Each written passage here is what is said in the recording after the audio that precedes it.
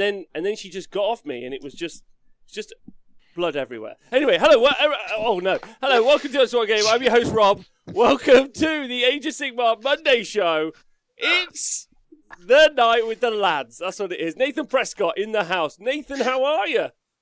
G'day, sir. I'm all right. How are you? Oh my God, so happy to see you. So chuffing happy to see you. Hiya, you can see me, can't you? Big wave. Yeah. Good. Hello. And then, thanks to Dateless and Aspron for subscribing. Thank you to everyone who subscribes. Don't forget, if you do subscribe to the show, you could win a model this month. That'll be 3D printing out. James, talking about 3D printing, how are you, you gorgeous man? Super well, thanks. Just pootling along in lockdown world. Sorry, what was that word? Pootling? Pootling.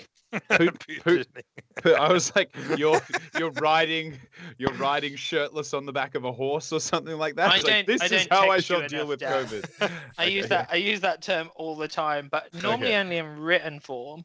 Yeah, not bad. Pretty good. Did you get a haircut? Well, I just cut it myself. So Okay. yeah. So, Are you worried that you might also get a haircut if you stand outside and the wind just fucking whips it off? Whoa, what a gorgeous lot. I mean, I have enough hair for about 6 people. Oh, I also had a shave. Oh, yeah, you look good. You look good. Which went horribly wrong because I was tired when I did it. What did you shave? Because I was like, oh, my beard's a bit annoyingly long in places. I'll take it down at the sides, and then shaved, and then looked back in the mirror. It was about 12:30 at night. I don't know why I was shaving then. Looked back in the mirror and was like, oh, that's not a number 2, that's a number 1. Better shave. Oh. That's all right. I've actually shaved absolutely everywhere on my body, neck down. Is that like how it seal. works? Yeah, like a seal I look like right now. You've got neck down alopecia, basically. Can you just do Kiss by a Rose for us? Yeah. Dan, how are you? Are you well? What's going on? I'm good. I'm caffeinated, and there's been a little bit of sun here, and at this point in time in Vancouver, we get like 6 hours of sunshine a day. It's like 10 a.m. till 4 p.m. and then the dark sets in and the vampires return. So it's been fun getting outside and doing things. I went on a date yesterday where everything was decided by a dice roll. So the foodstuffs that we ate on the date were decided by rolling a d6 a bunch of times. And then where we went was decided by driving the car, rolling a d6 at every intersection and turning in the direction that the d6 told us to. Hey, it was a great time. A little bit chilly. Great time, though. So nothing to as long as she's 5'4", he's completely in. But imagine that's me and you, Rob. Pretty. Huh? Imagine if that's me and you, Rob, and we go to a restaurant. Dan's like, we're going to decide everything we eat on this date with a D6. And you look at the menu and you go, shit, this is 80% meat. It'd be fine with me. I just feed Nathan more food, make him stronger, make him unstoppable. give this man 2 porterhouses and a net. But no, it was great, and that just reaffirmed for me that the dice gods are everywhere, and that we should include them in all parts of our lives, including love. Did you get a second date? So yeah, absolutely. Rolled the dice. It said yes. Yeah. I mean, if it would have been rough to decide which page of the Kama Sutra to use that evening. Yeah, but had to use 2d6 for that one. Nathan, you old fuck, thinking people use books. Yeah, it's on the iPad now. You just swipe along to it. Downloadable content. No, but it's good. I think I hopefully am getting close to the last bits and pieces I need to finish my converted up Lumineth army, which I'm super excited about. I've got some bits and pieces on the way. The only problem is that Canada is out of the Dark Riders / Doomfire Warlocks box, and I need one of those to finish my Dawn Riders. I need it for my Dawn Riders. I literally need it for my Dark Riders from the waist up. I'm only interested in their torsos and more. I don't need their horse gripping thighs. So that's that's where I'm at with my hobby biz as well, and also just trying to gather paint, because you can never have enough paint. Well, Dan, it's lovely that you're here. Can I just say thank everyone else in the chat for being here. Big love to all of you. Thank you to Owen for resubscribing for 28 months. Also, thank you to Thomas Stall-Askin, his first time he's ever subscribed to the show. That's gorgeous of you. So thanks very much. Welcome to the team. I'm not sure what it was that did it for you. The talking of the completely shaved men, or Dan's dating advice. But I appreciate you being here. If you guys are listening to the show today, we are going to be talking about the Slaves to Darkness battalions, like we have been doing for all the other weeks, which is super fun. We, as of yet, don't know if there are any new Broken Realm books. We obviously know that there's a new Slanesh Codex coming out, or Battalion, coming out soon, but we don't know when. So it could be but weeks. The other thing is, the other news is that we know that definitely this month, we will be getting what is? Did you just send me it? Okay. One of the things definitely this month, we'll be getting the Games Workshop. Will be announcing their Age of Sigmar FAQ. That's right, the Winter FAQ finally on the horizon. Eyes on the prize, gents. James, you excited?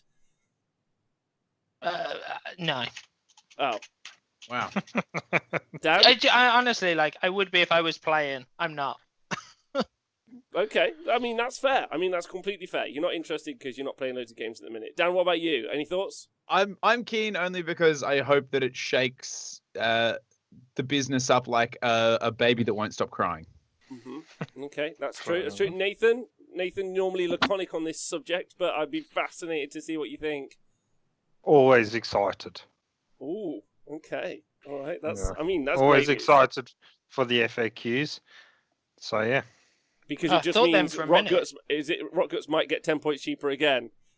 I'm keeping a careful eye on what they do with the Gobapalooza. Best heroes in the game, I hear. They're not heroes.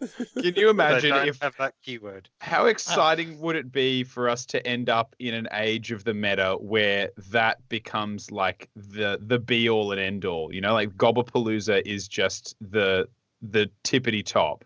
That would be incredible. Or I've got a better thing. That's where we are now, isn't it? What happens, Nathan, if they don't change any Gobapalooza rules, but they make them battle line? One Gobapalooza is all your battle line. That's it. That's all you need. Would be interesting. Yeah, but you need the other battle lines anyway, so it's fine. Yeah, but cool. Bring it. Can I just thank DJ Batman also for resubscribing? That's been super great of you. And Gorka Morka. Oh, no, wait. DJ Batman for gifting a sub to Gorka Morka. That's lovely of you. Thanks, DJ Batman. Marcus Rock also for subscribing as well. You're all brilliant people. So there's lots to look forward to. Probably it's just 10 points up, 10 points down across the board. But maybe we'll see that Seraphon nerf that we're hoping for. Maybe bound endless spells will go away. Nathan, the Mortek Crawler might go up 20 points. Who knows? Will that be enough to stop him? Probably not. Will it be the same cost as an Arachnarok with the Flinger? only if the gods will allow it. Fucking hell. That'd be a bit much, wouldn't it? Trog, the best thank you for resubscribing. He also says, I would like to buy the Games Workshop FAQ. James, on Earth 2, how is the FAQ looking there? Do you want the hilarious version of that news or the hilariously actual real version of that news?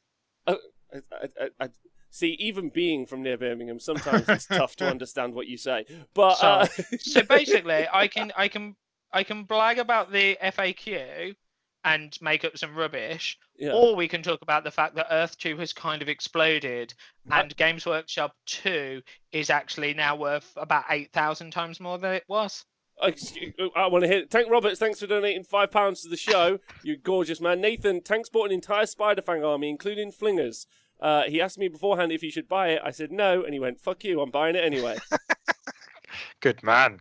He knows what he's on about, obviously. I want you two to play a game after COVID. I think it would be one of the funniest games I'd ever see. Also, I'd like to watch you both wrestle, because I'm not sure who wins the fight. Probably end up kissing. Who knows? That's As long as they're oiled up, I'll watch it. James, what's happened on Earth 2? Tell me more. So Earth 2, after we laughed about it on the show, has gone kind of crazy, and now one plot of land in America, instead of being like $2 as it was the day we talked about it, is now about $45. Okay, that's pretty impressive. So how much is Speckles, who's in the chat, Speckles bought the car park at Games Workshop HQ. If you guys weren't here for this, James, live on air, we bought, I think Paulie and Manchard suggested that we'd buy Games Workshop, so we bought it all. James didn't buy the car park, and then Speckles went in there and scalped it like a sandbagger that he is. And so I don't know if we know how much it's worth, but that's exciting. I think we paid $30 odd dollars for Games Workshop, and it's worth over £1,000. Far out. Shut up. That's money in the bank right there. It's honestly hilariously, because I also brought my road, which is where it all started. That's gone up quite a lot. Nathan's ice cream shop. Oh, I think yeah, in Bulawayo. Eskies. Bulawayo. Yeah, we brought for less than £1. Yeah, it's now worth $150. Bulawayo is an up-and-coming market. Yeah, it really hasn't seen a lot of development since whenever the English invaded. They just brought an ice cream parlor. And left. They were like, by the way, here's rampant colonialism, but have you ever had ice cream before? Get yourself down here and get hold of a green mamba. That's really a deep cut joke. Only me and Nathan know about Eskies jokes. Green mamba. So... Well done, James. Well done. Games Honest Wargamer Stonks. We're doing really well. Talking about Stonks, which I didn't tell you guys about, so we'll start next week. Next Monday, we'll be introducing the newest section to the Honest Wargamer Monday show. So we'll always cover the news, see how this crew is. We've done that. Do the news. We haven't got to that yet. And then we'll do the Stonk section. The Stonk section will be units that we think that we should sell and units that we think we should buy. Based on, and it works really well. Obviously, with the FAQ coming up. So units that you think that will go down and or up in points. So right now that they might be out there in the world, and you think, okay, well I'll sell those now because they're going to get nerfed. Skinks would be a good example. Everyone wants 40 painted skinks, but no one can be asked to do it. And then, but with the FAQ, if the skink points go up or they get nerfed somehow, potentially, I don't think you can even order a croak. So I think the Stonks on Croak is probably at his most value right now, although obviously anyone who's savvy enough knows that the FAQ is coming, and so maybe the price will have dipped. But I don't know, are you three excited about us doing the Stonk section every week from now on?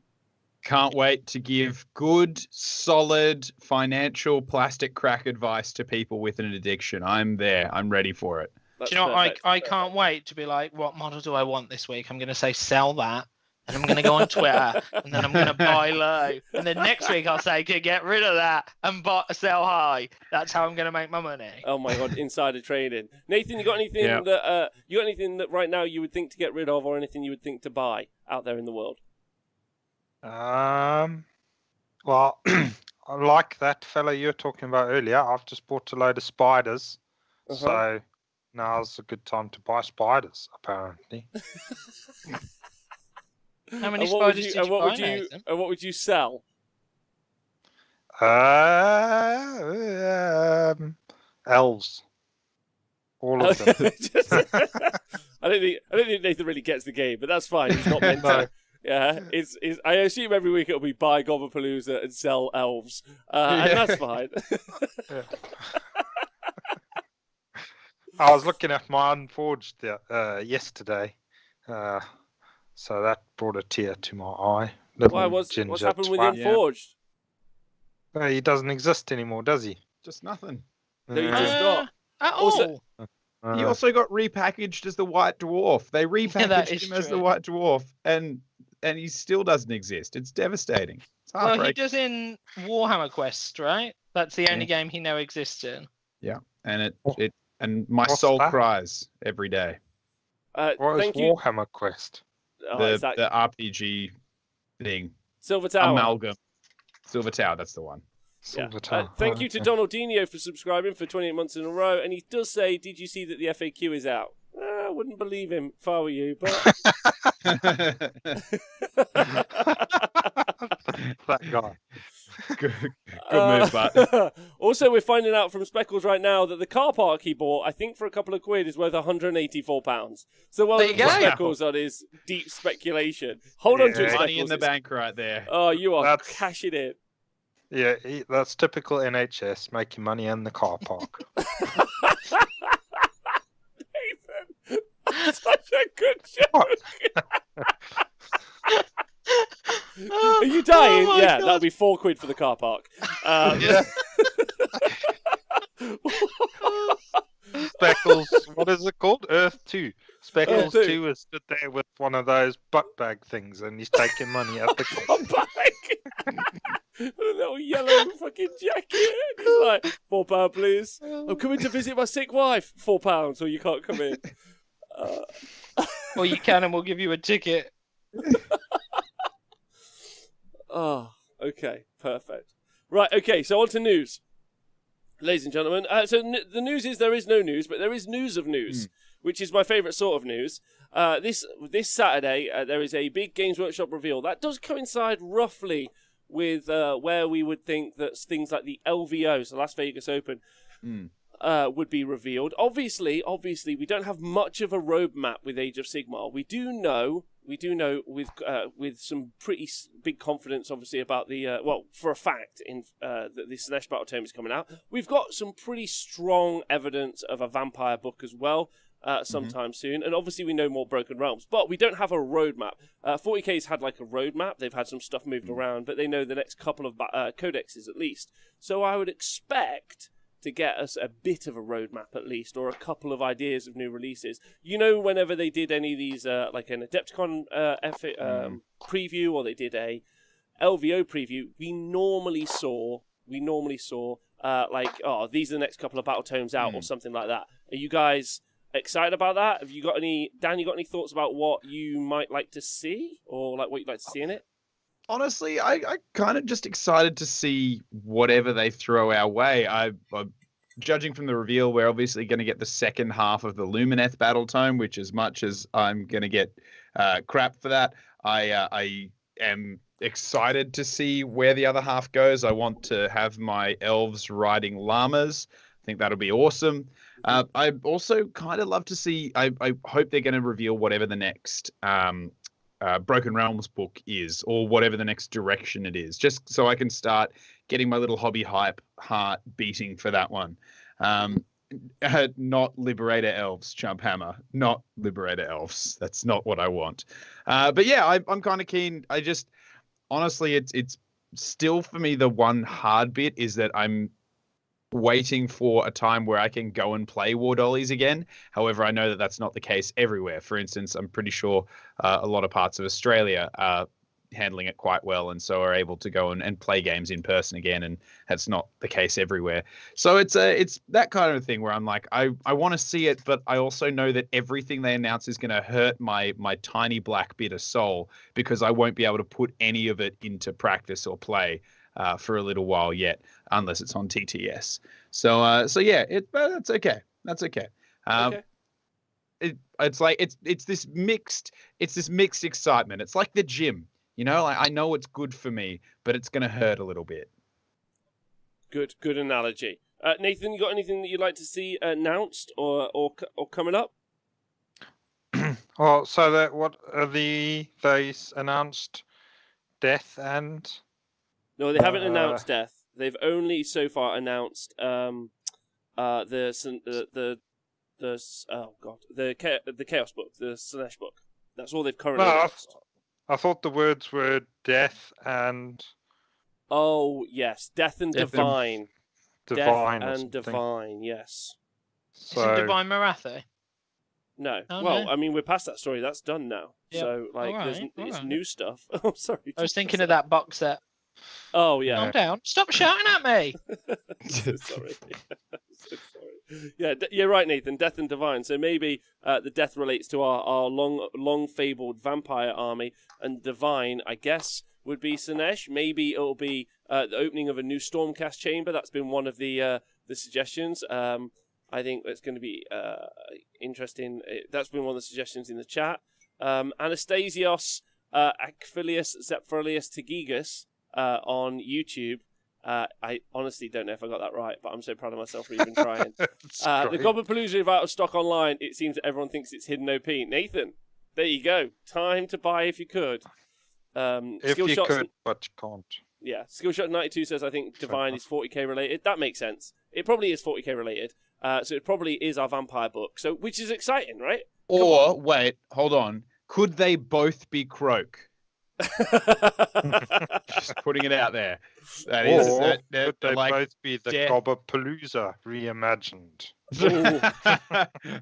I like that every leak, Nathan, is going to be like, Gobblepalooza, here it comes. It's like they're adding another one to it. What is it? It's the god of nets. 2 more grots are joining the Gobblepalooza. Yeah. But you have to buy the whole pack of 12 of them to get them. It's obviously, it sounds like the vampires that everybody's waiting for. Mm-hmm. Be they pirates or not pirates. So that's cool. Vampires very cool. are, yeah.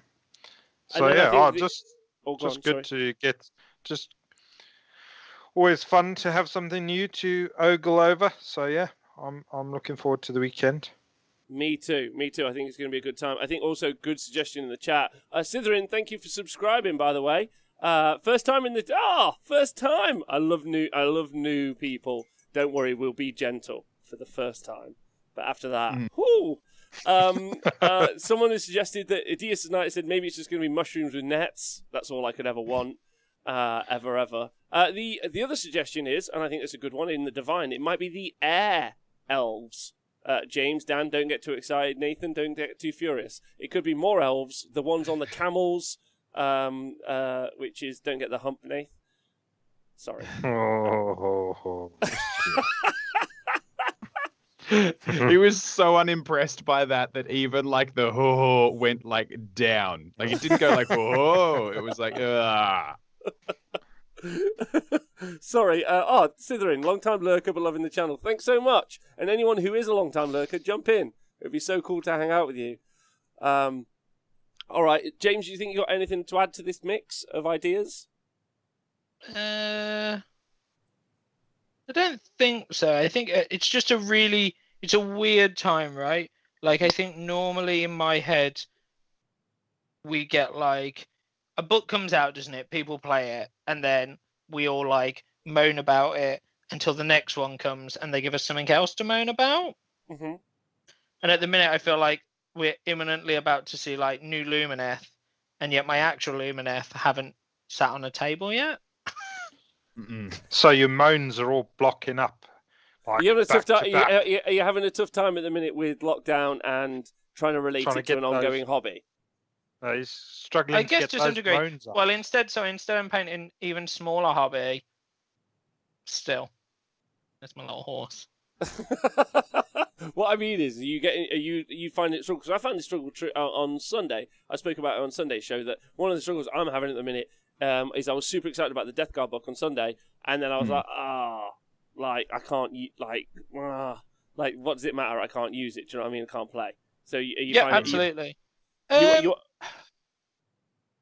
think it's a really weird one. I think for me, like, I find it a really weird one. Like, I can't remember if I said this on the show last week. I had a really interesting chat with Miles Hewitt the other day because he's been painting an army that's like for after lockdown, where he was like, for the first time ever, I'm going to go to an event and the army's going to have been in a box for like 3 months.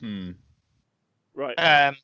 So I think there's that. So I'm trying to paint an army for each system that I've got into. So I've got loads of Walker armies painted. I'm doing a Skaven army because I think that's less susceptible to lots of change, ignoring Broken Realms. And then I'm doing this Rohan army for Lord of the Rings because I'm super excited about that. And then just because I've seen Speckles brought it up and I was texting him wildly about it yesterday, I've also been playing Digital Blood Bowl. Right. And so this morning I brought a Blood Bowl team because last night my little Crypt Ghouls performed so well. I brought the Necromantic team today. There's some spooky bed sheets and some Frankenstein guys. Oh, so you guys have been playing a bit of Blood Bowl, or been excited about Blood Bowl generally? Yeah, I think I played a bit a while ago and couldn't really get my head around it, and found it like the most unforgiving game I think Games Workshop had ever made. Mm-hmm. But I've been playing the digital, so Blood Bowl 2 on Steam the other day was £3, I think, $2.99. So I just brought it all. And I think I've played 5 hours. It's fun, and I'm trying to learn. So if you can play it on there, is it the same as playing it on a table? Yeah, it's exactly the same, except you don't roll the dice. It just tells you what you like, a probability, and then what you rolled. So have you considered as a way to like recreate that mojo for like the other games, putting some TTS down, like, and then trying to get some TTS games in?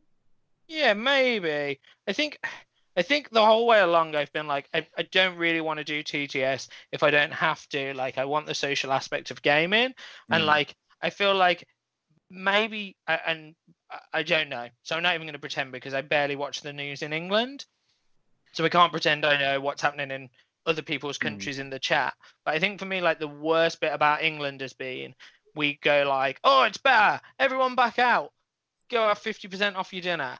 And then we're like, oh, actually, it's shit again. Get back inside. So I feel like every time I've reached the point where I'm like, I might just fucking try TTS and see how I get on. Every time it happens, someone's like, oh, but you might be outside in a few weeks. I'm like, oh, I'll finish painting first, just in case. And obviously, we never get outside. Okay. So, yeah, tough time. All right, well, I'm sending you my love, James. Don't worry. It'll be okay one day. And we'll all play some games together again. We'll meet again. Don't know when. Okay, well, so the preview stuff, a lot of people saying some stuff in the chat, so I'm just going to go through that, if that's okay. General Beef has just resubscribed, and he says it's our 1-year anniversary. Thank you, General Beef. I'm actually Colonel Sausage. Which one's that? We've got a General Beef and a Colonel Cabbage. We've also got a whole meal in the chat. Woohoo! That's good. And a Pegasus, because everybody knows that they're delicious. They are tasty as well. There's also an unannounced game system coming out this weekend, or at least something. There's some sort of preview going on. Mordheim. Could be Mordheim. Could be Battlefleet Gothic. Could be a new game system. We don't know anything, but there's an unreleased speculative thing coming soon in there as well. So that's fun. Old World. See, it's interesting why it would be the Old World, because there's already the Old World. It could be the TV show. Absolutely. That could be what we've got going on. So that could be a thing. I think they should release Dreadfleet again. Not because I want to play it, but because everyone seems to be releasing boat games. Yeah. It's all about boat games. I actually dug Dreadfleet. I played quite a bit of it. I bought it. I painted it. I really enjoyed it. I think it was a cool game. Also, if they did do Dreadfleet, we could do sea shanties on the show. Yeah, they're popular at the minute. They're very popular. It would be completely like within world to be shit-faced drunk at the start of the show, because obviously we would all pirates. If you guys, you guys wouldn't have listened to my show the other day. I don't assume you listened to every one of the shows, and that's fine. We did 750 hours of content last year. That would be tough to listen to, but some people have. And if you are one of the guys listening right now on the Podcast Bros, number 1, please stay hydrated, and number 2, you're a gangster. But or if you're watching live, I think it shows on Twitch who your like top viewed streamers are. I can imagine a lot of you don't really want to screen cap those and put those on Twitter or Facebook, because the number 1 is definitely that girl that does ASMR videos. Pick one, which one, and like Honest Wargamers like. Honest Wargamers like about third. That one that does Just Dance in like a sports bra and hot pants? Yeah, that's what I'm saying. Those not obviously Nathan, are number 1. The girl that does that. The girl that does it, not the Nathan Twitch. Not Nathan. Is that why you kept suggesting we do that, Rob? I'm with it now, right? Because I was like, why does he keep pushing for me to put on a sports bra and dance? Get you the numbers. Successful. All right, so more news and about fuck Rob from Finland. Thank you, Swanner Rurik. I appreciate you. This is an ongoing beef that started in 2020. Me and Finland have got a beef. It's okay. I'm actually on the Finnish ETC C team at the moment. I got removed from the D team because we couldn't We couldn't get on because they're all idiots because they're from Finland. Right, so... Wow. Harsh words. It's okay, don't worry. The swans suck. That's all I can say. So the news is there's no other news. Basically, no news out at the moment. There's no news. We did the Seraphon Warband got released. Did you guys see the Seraphon Warband? That's the only other bit of news that's out there. Nathan? What did you make of him? Him? Oh, them. There were a few of them, weren't there? There's little lizardy type things, skinks. Yeah. So probably terrifying. As skinks tend to be. I was looking at my big fella that I'm painting, and he's got a load of weapons on his belt. Some of them I don't recognise, but on there's a little skink thing. I'm like, well, you didn't fucking kill them to get it, did you? Must have first found it lying about, because if you turned up anywhere near where there were skinks, you'd be dead. Nathan, what are you painting? Big fella. Oh, you can't see bugger all, can you? There. What percentage are you done on the paint job? Oh, I've just in the process of putting a second base coat on the skin. So I've tried a green wash in between coats as well, just to see what that does. So I would say I am about 3.9% done. For Mega Gargan. Got a long way to go. Long way to go. James, this is to cheer you up in the chat from the Greylican.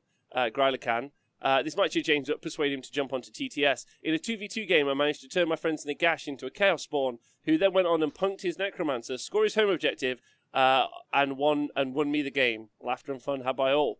Think about that. That's the future. Turning everything into spawns. That's your favourite thing, right?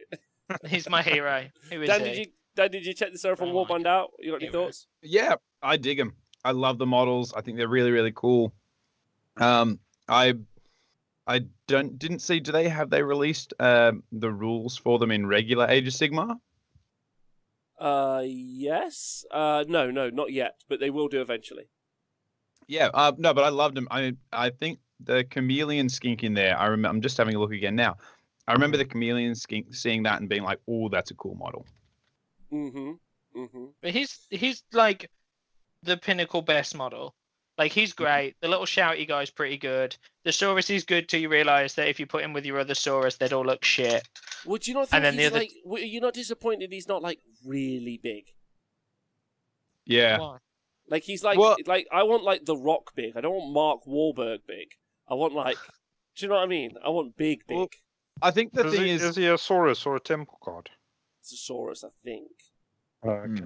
Like, when you looking at the models of the Saurus for Blood Bowl, and when you play like the Blood Bowl video game, they get the scale really good. Like, the Saurus do look huge and chunky and imposing, and the skinks look small and fragile and frail, but really athletic. And and like looking at the pictures again now, I dig the Saurus model. I think I like that he has reasonable legs and a reasonable waist with which to hold his top-heavy frame. Is it just me, or all the Saurus are pretty much Barbie dolls, right? You know, when they're like, she couldn't exist in real life with a waist and she'd constantly fall over. That's the Saurus to me. She's got a girlfriend now. There you go. Good times. Yeah, Barbie dolls. But I think if the Saurus was just... I don't know if I need the Saurus to be bigger or the skinks to be smaller. Looking at it at the moment, maybe I'm feeling the skinks are a little bit too big. Okay. Could be the thing. Like, then again, given how hard they are to freaking kill these days in the game, who knows? However, that chameleon skink for me is just winner chicken dinner. Like, look at the eyes on it, just big and boggle and weird. Oh, it's wonderful. I think I'm gonna buy this kit only for the chameleon skink, just to paint it up, because I think it looks like a really fun model. What about the little shouty guy with the ball? He's a great little guy. The chameleon skink has 4 arms and no legs. Just look at it. Its back legs are arms. The best thing about that chameleon skink is the little frog that his blowpipe darts are in. Just keeping them in the frog's mouth. It's a cool model. Yeah. Yeah. It's a cool model. But I almost feel like he's so cool he makes the rest look worse. Maybe a little bit, yeah. Maybe. He's quite good. All right, well, so not really much else to talk about, ultimately. There is some TTS events coming up, which we're doing coverage of, which we talked about earlier on in the show. There's been some suggested in the chat by, I think it was Swan or Rurik, for the rules for this unit. Ablative Wounds for Croak. The whole unit can teleport like Keelmelian Skinks. They've all got the skink keyword, and the leader is a +1 caster. Which does sound a little underpowered for the unit. It sounds. No one would take it. There's better choices in the Seraphon book for much cheaper. Why would you take that unit? Maybe if they've got a 4-up DPR. 4-up DPR, that's probably what they need as well. Yeah. Right, so let's get on with the show today, shall we? If you guys are okay with that. Absolutely. Scunny Hughes suggested that unit might be 70 points. Feels more like a 40 to me, but that's just me. Well, I mean, how much are skinks, Rob? How much 60 are 10 points, skinks? bro. 60 points for 10 skinks. So this unit is less than 10 skinks. So it can't be more than 60 points. It's got to be less. It's got to be less. That's got to be less. Science. Sorry, Scrunty Hugh. Love you, but the math checks out here. I thought this new Seraphon unit, if you take it in an all Seraphon Allegiance, it's just free. It's true. But it's fine because he's only a 6-cast wizard. It's true. Right. Okay, let's get on with it. So, the Stumbler, thanks for subscribing or resubscribing for 8 months in a row. Big love to you. So, the Slaves to Darkness subfaction, James, this is all you, baby. This is your section. Slaves to Darkness book or Battletome. It encompasses. Should we just do a quick Dan? You're normally the man with honeyed words. How would you describe the Slaves to Darkness faction to maybe people who've never experienced it before? Oh, baby.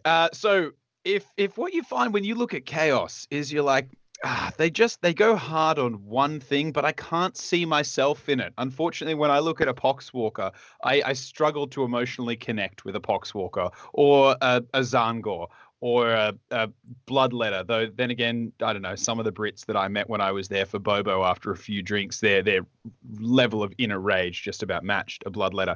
But if what you're looking for is like the human aspect of it, the people that have sold their souls to Chaos to try and get something or get somewhere in their lives or just to stick it to Sigmar and all of that kind of thing, this is the book for you. And if we want to get onto the other side of things, a very well-written, versatile book. And as much love as I have for the Cities of Sigmar book, the problem with the Cities of Sigmar book is you can kind of get choice locked with too many options in front of you.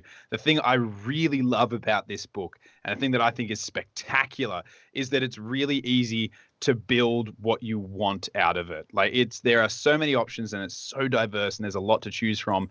But whenever I'm looking at it, whenever I'm writing lists, I never feel like I'm actually kind of locked in by too many options. So I think it's an amazing book. It's a great concept.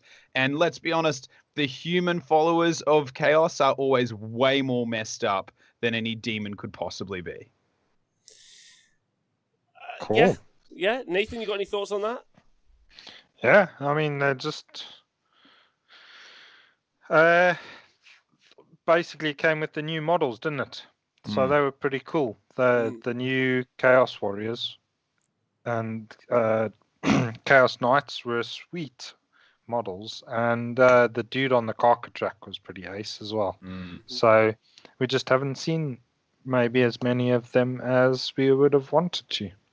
Okay, yeah, I think that's true. I think it's true. I think there's some reasons for that as we'll get into it. It'll be very interesting. James, you got any thoughts about the Slaves to Darkness, a book after your own heart, one of your armies? I still think I stand by it, and I know I still think it's one of the best written books Games Workshop have made in recent times. It came out fairly well balanced, and I know there's a load of issues with obviously the ridiculousness of Marauders, but I actually think they're super fragile, and they're almost like a unit that gives and takes. I just think it's such a great book, and actually that you can probably buy a bunch of Chaos models and sit with this book and make 8 to 10 great, like, fun to play lists. Mm-hmm. Some competitive, some maybe not so much, but they'd all be fun, I think. I think one of the most interesting things about this book is it's the best value for money that you're going to find, right? Anything that you buy pretty much will be able to go into like one of the other armies. It's also got one of the widest selection of units available to it. You've obviously got all the slave starter stuff, so warriors, marauders, chosen, demon princes, loads of chaos lords, whether they be lords or lords on demonic mounts or chaos sorcerer lords. You've got buff pieces in the war shrine. You've also obviously got like all of the warcry warband stuff that can go in there as well. So you've got the mindstealer sphinx, as if for some reason ever you would have the ogroid myrmidon. Incredible model that is just rubbish, but looks awesome. So it's like creating his own game system. Okay, yeah, but just loads of really beautiful models that just unfortunately just don't see a lot of play. Soul grinders are in there. Yes, have used those. Had a list with 3 in. There you go. Why would you have a list with 3 in? We will talk about that soon. I will take a sip of water actually. But yeah, like. But I think the thing, obviously, the customization James is talking about is everything inside the book can take a keyword. Well, pretty much everything can take a keyword. Bellicor can't, for example, but is already undivided. You've got Bellicor is also one of the best units in the game, like one of the most interesting units that there is. Good in its own right with an amazing like war scroll ability. So you've got loads of really fun stuff. You've also got like the fun sub-factions, and right now the kind of hipster choice if you're playing Age of Sigmar is to play Knights of the Empty Throne list. You really would be mid-summer 2020 if you wanted to be that guy, but that's fine. That's fine. It takes people a while to catch up, Dan. I do it for a living. It would make sense why. It's hard to be dull when you're living on the cutting edge, Rob. That's the problem. I see nothing. I see nothing but the future. Yeah. Yeah. It's you know what, you're whatever that what was it, Kairos, that used to have the thing where he could bugger off if he took a wound because he was constantly looking into the future and then something hurt him in the present and he was like, oh crap, I can't see anything now, I can only see the future. That's you. You're looking 6 months ahead while the rest of us are stuck playing in the past. Agreed. But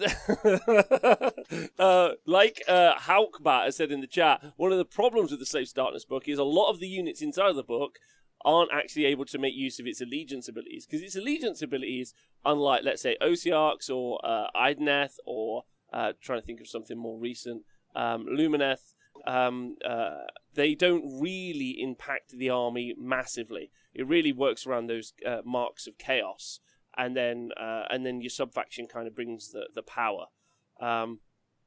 Yeah, Owen, they were beaten by Sylvaneth, but that was back in the day, before the new book, probably not.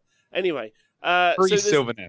There's loads of units in this book, right? So there are 6 sub-factions that you can take as well, and that's kind of where the power is. But before I do that, I should probably just quickly remind everyone of the allegiance ability. I thought this would be something at least worth doing as a kind of quick refresher, if everyone's cool with that. Nathan, do you have anything to add to Slaves to Darkness before we do the refreshers?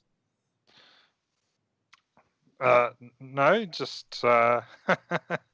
I really miss you, bud. Are you doing okay over there? How's things?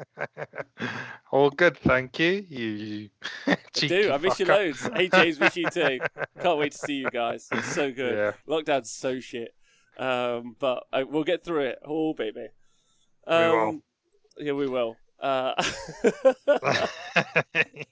Cheeky fuck. I do. I miss you loads. Yeah. Nathan, like a stoned uncle. Nathan, you are an uncle, aren't you? Yes, I am. Yeah, of course. Uncle Nathan. That's me. I want to hear you describe football teams and promos and other stuff. Zidey guy, I agree. I think that's true. All right, so just a quick recap, right? For the battle traits. So the battle traits are specifically mainly only this, which is the aura of chaos power. So it's basically the only real battle trait that you have, right?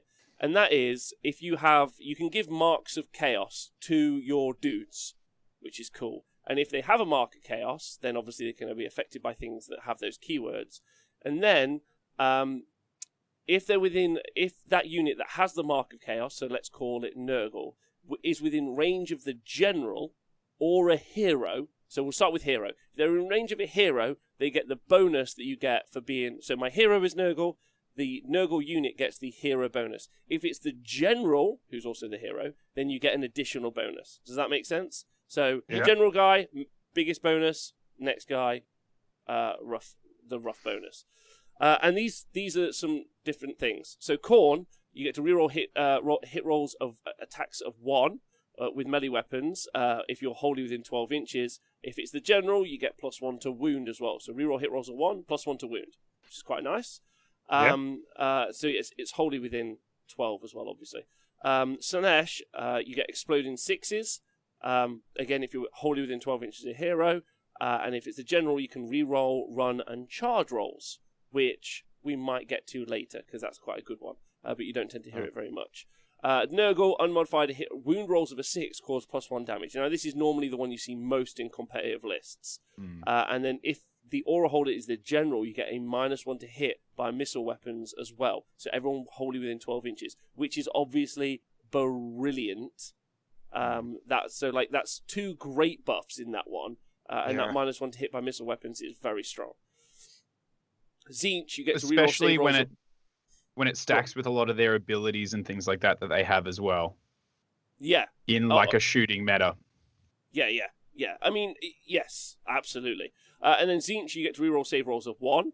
And then if the general is, if the unit, the general is, it's not just a hero, it's a general. Don't know why it took me so long to explain that. I'm so sorry. There's a 5-up. There's a 5-up to ignore spells, but it's optional, so you can ignore spells on a 5-up. Okay. Big shout out to the big goldfish. And then undivided, so you can decide to be undivided, not picking a side. Yeah, being a good old centrist. Traditionally, almost always side with fascists in every state ever. Don't take battle shot for you. It's true. It's true. Look at the metadata. I'll talk about that all day. Don't take battle shot for units granted this ability wholly within 12 inches, which is pretty strong on units that suffer battle shot tests. Marauders is a good example. Yeah. The aura holder is the general. You get a 6+ DPR. Right. Mm-hmm.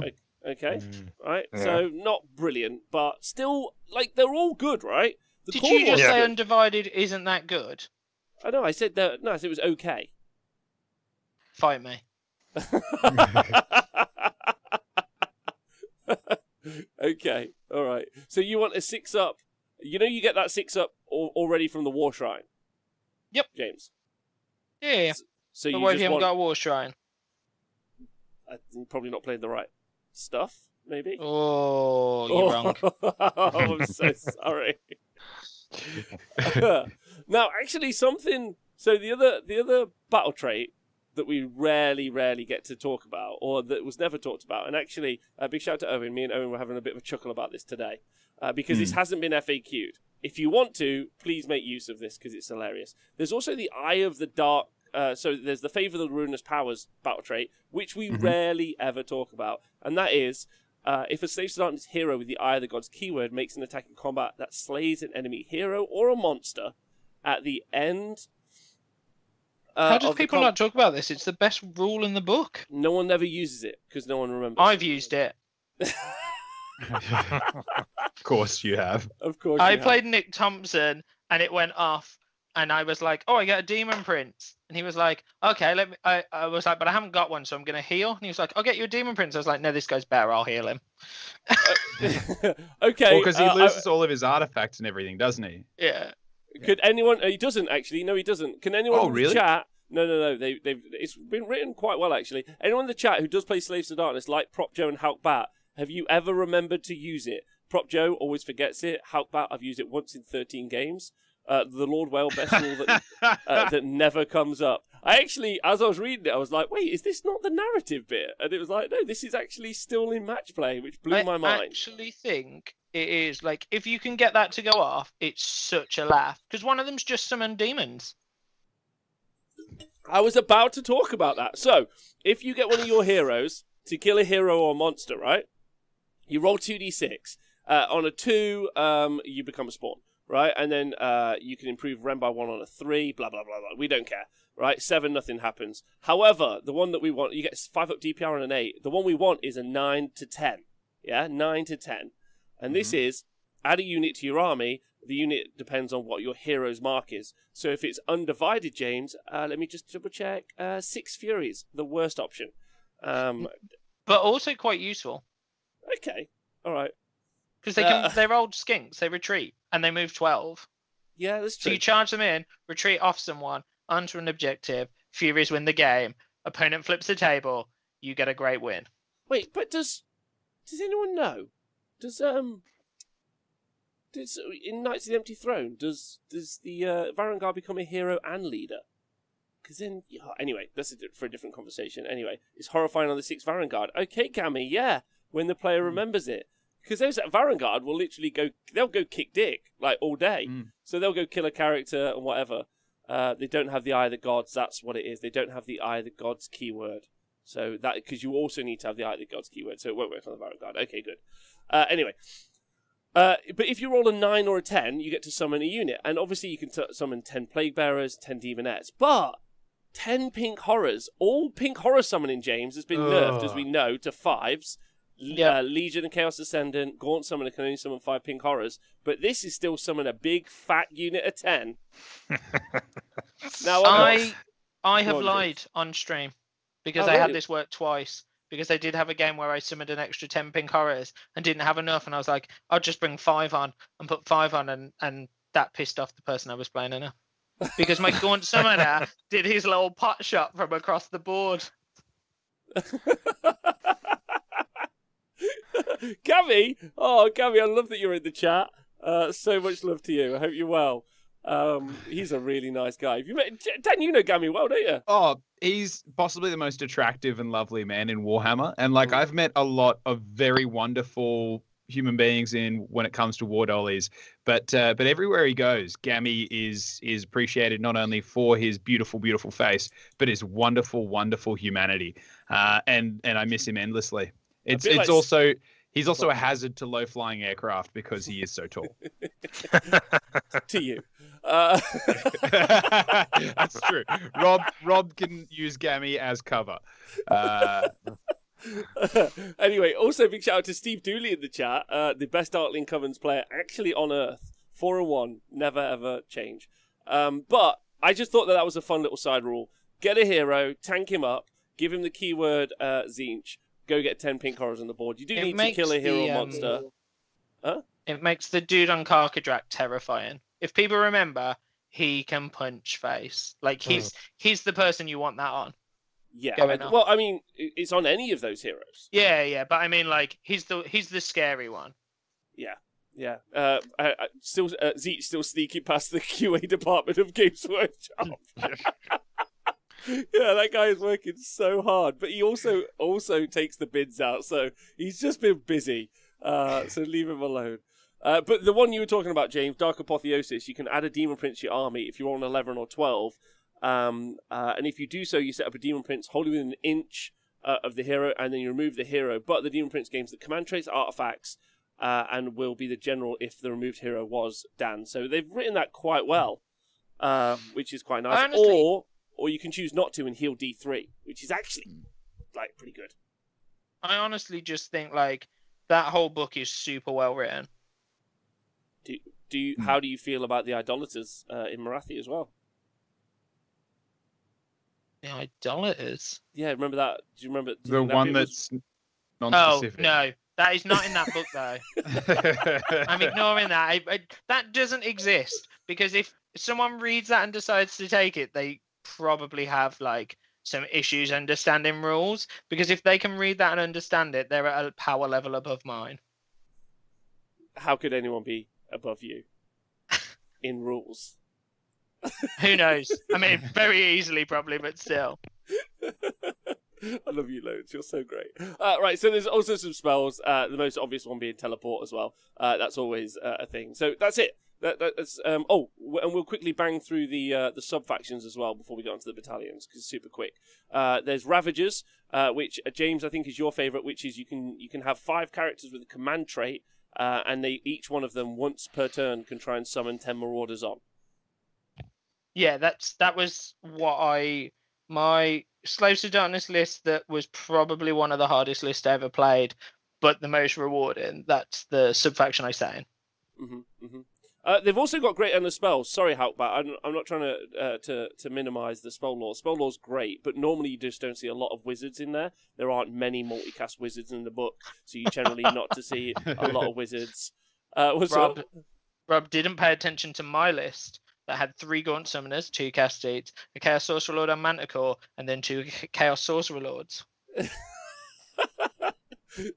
Yeah, that was just.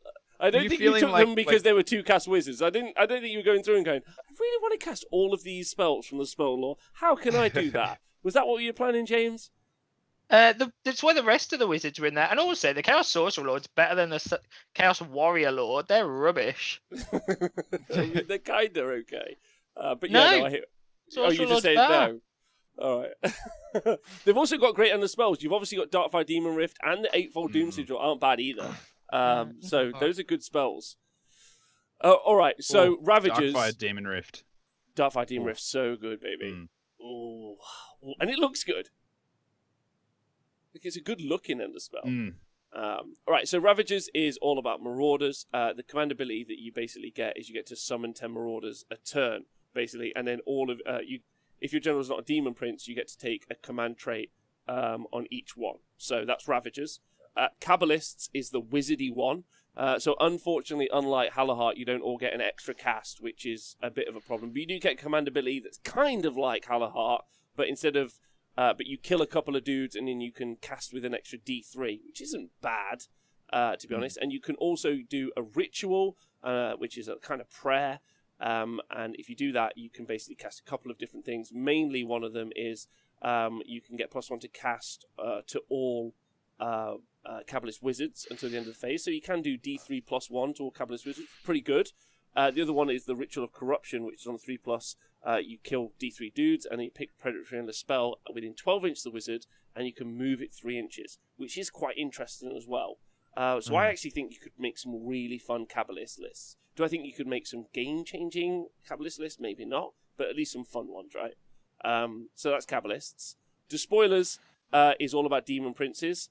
So Demon Princes, so the aura we were talking about before, where you can be like, if you're Nurgle, let's say, which is if you're near a hero, wound rolls of a 6 cause an extra damage, and everyone wholly within 12 is -1 to hit from shooting, that goes up to 18-inch range. So if the Demon Princes generally get an 18-inch range wholly within for those buffs, which is pretty great.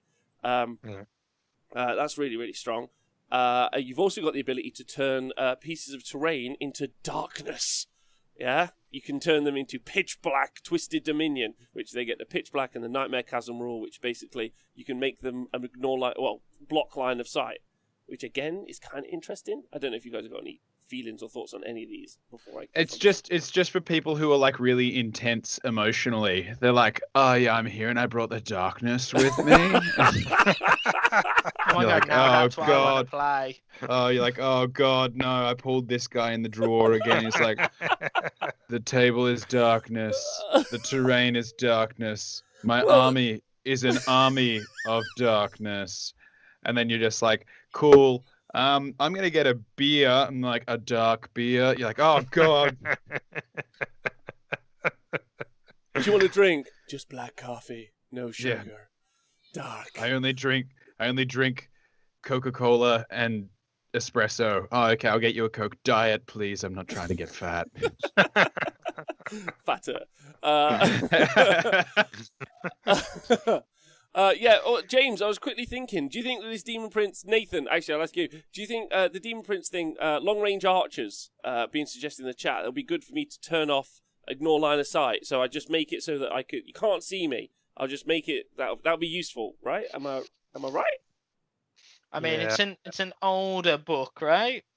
It'd be good against them catapult things, but not against those fucking elf bastards. Oh, damn it. 36 inches low, ignore line of sight. Brilliant rules right in their team. Okay, so that's the Demon Prince one, so that's the spoilers.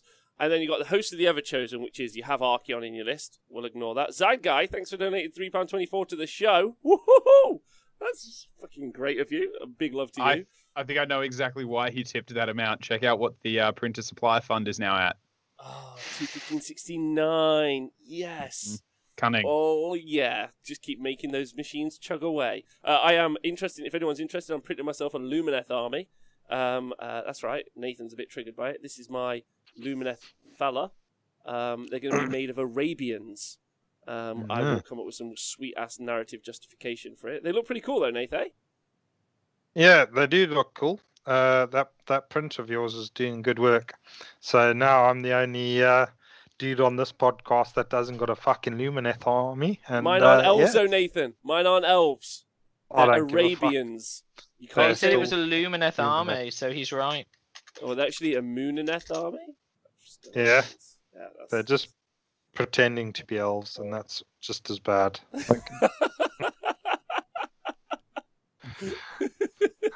Fucking LARPing. They're going to jump out of the tree and go, firebolt, firebolt, firebolt, pew, pew, pew, sentinel face, shooting, whatever.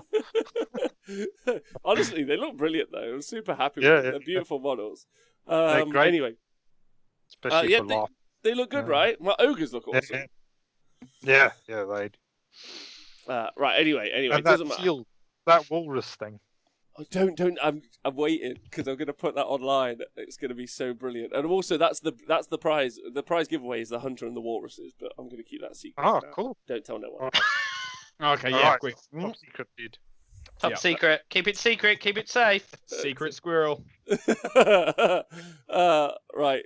So so then the next sub-faction that there is the Archaeon one, right? And then if you do choose a host, host of the Everchosen, you basically get to pick a number between 1 and 8, and you get an additional 7. Oh, wait, no, they're different. 7. Sorry.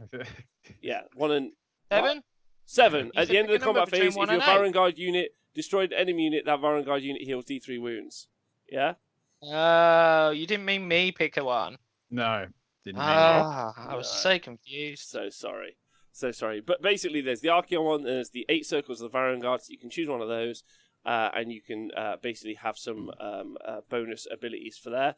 So it's either Archaeon, no Archaeon, and then you can also do no Archaeon with Knights of the Empty Throne, which we've seen played lots on the show, which is obviously Varangard as your general. They've got that sweet-ass command ability, or 2 of them actually, one to try and reduce how many numbers are on the objective, and the other one for having objectives blown. If a unit of Varangard die, you can recycle the unit, basically, which is quite interesting on there. Anyway, so now let's talk about battalions, and when we go into the battalions, the interesting part is that any of those, they're not key locked like we've seen with Sigmar into any of the previous sub-factions, and you're also not key locked into, or at least for the first few, some of them later on you are, but you're not key locked into a mark of chaos either. So you can, for instance, the first one that we'll talk about is the Godsworn Champions of Ruin. You're not, so you can put them in any of the sub factions, and then of course you can put them, give them any of the marks of chaos, basically, if that makes sense. Just before we go to that, is it like, and I know you'll tell me why. Darkness. Oh yeah, I am the darkness. But if anyone's watching, who is brand new and doesn't understand why, in each of the books generally there's one ginormous battalion, isn't there? So if you're looking at the book as we do it, the first one's the Chaos Horde. We're not doing that because the minimum on it's like 4,000 points. Yeah, smashed it. Absolutely, yeah, nailed it. Not to nitpick, but isn't the Idolater Battalion locked? Good point. So, if you guys are listening, and for some reason you got into Age of Sigmar with the Marathi book and the Idolater stuff that that's in there, we literally are pretending it doesn't exist. Hasn't been FAQ'd right now, and honestly, it's all just so rubbish that it's not worth talking about. If you got into Chaos with the Idolaters list, go buy the Slaves to Darkness book and have 10 times more fun. Loads more fun. But Swan Auroric, it's a fair point, but I just can't be asked to do the mental hurdle of having to explain it to someone who might be new, and everyone else, you can work it out. Like, what if I hate fun? Then you carry on with your Seraphon army. Go on. Oh, I was going to say play Deepkin. Agreed. Yeah. So actually, Hulkbat's made such a really good point in the chat. Zip Zap Rap asked when is the FAQ due. I think it's about the same time that Nathan gets a brand new camera for the show. Nathan, you do pretty well though. Actually, it turns out strapping a microphone to your head was the answer 3 years ago. I just should have figured that out. Yeah. Right. So Hulkbat makes this point, which I think is a great one.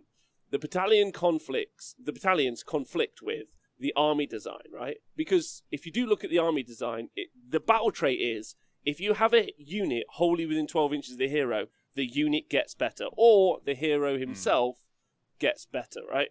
Yeah. And then the battalions have almost no multiple hero battalions, or there's you don't have options for lots of heroes, and so they conflict in that it's just a dude or two dudes leading this force, which kind of makes a little bit of sense, but then it doesn't really sync very well with the battle traits. Am I making sense there? Yeah.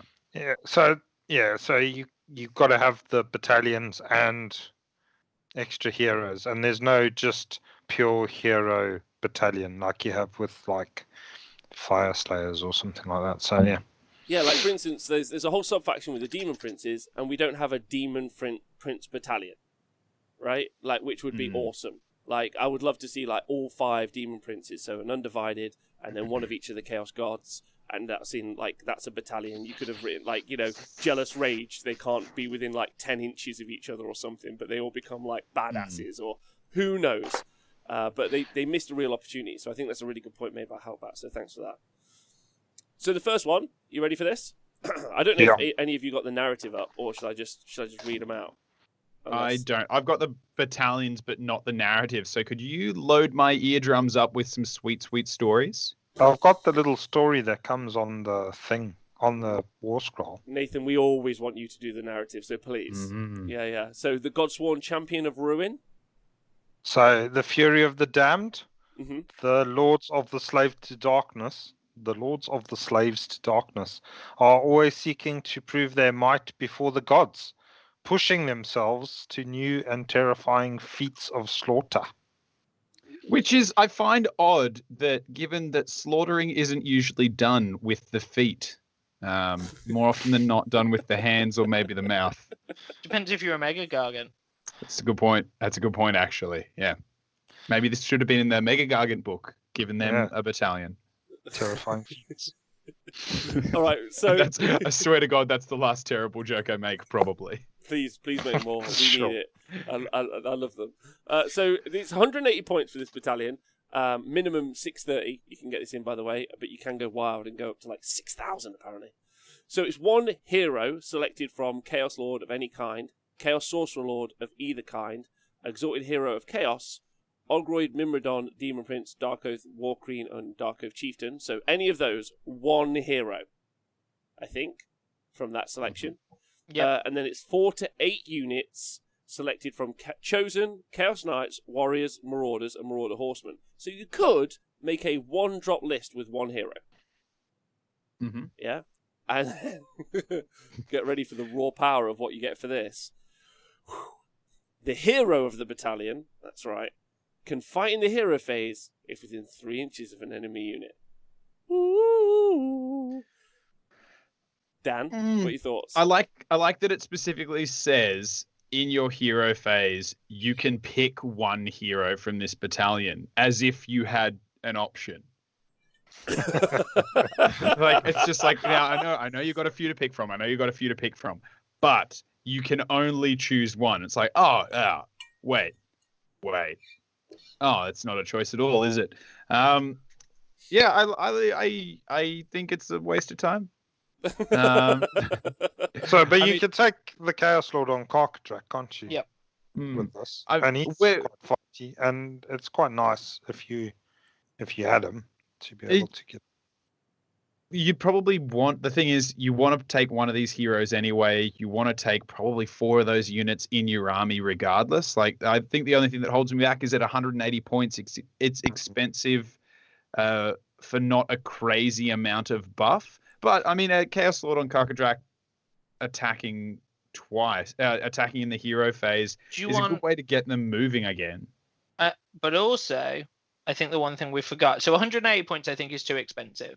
Yeah. I'll put that out first. However, what actually people have missed is like that Karkadrak fully buffed can be an absolute demolisher of most things. So he can be good. He can be good, but he's not a keeper of secrets, or even as much as I think they're a joke, a bloodthirster.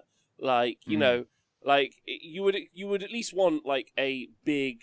And also, it happens in the hero phase, so like that has to be a guy that survives. And of course, like Chaos Sorcerer Lord on Karkadrak can survive for a while, but like you would want some sort of like monster level beat stick, which would be awesome, and they just don't have it, which is rubbish. But you are giving him a chance. So let's just say like, and mostly because we're doing this for the realms of trying to make these good and talking about them, because I don't think it is the best idea. But let's say, right, so in the turn before, we managed him to charge him through, get him combat with a hero. Yep. And then he almost kills it, doesn't die, but survives. And I'm like, in a hero, in their like bubble. If then on the next turn, I win priority, fight in the hero phase, kill that guy, roll a 10, summon 10 pink horrors. I guess that's. I mean, James, you can kill him. Oh, scum bomb. Thanks for donating £10 to the show. Appreciate that loads. Fucking lovely of you. Thank you so much. Really nice. I don't think scum bomb I've ever seen you type in the chat, so that's lovely. And you should say hi more. Appreciate you. You could fight in the hero phase, James, kill them. Fight in the combat phase, kill them. Repeat that for 5 turns, and summon, let me get this right, 100 pink horrors. There you go. Nice. See? Great Battalion. Hold on. Eye of the Gods is combat phase, though. No, sorry, you can't do that.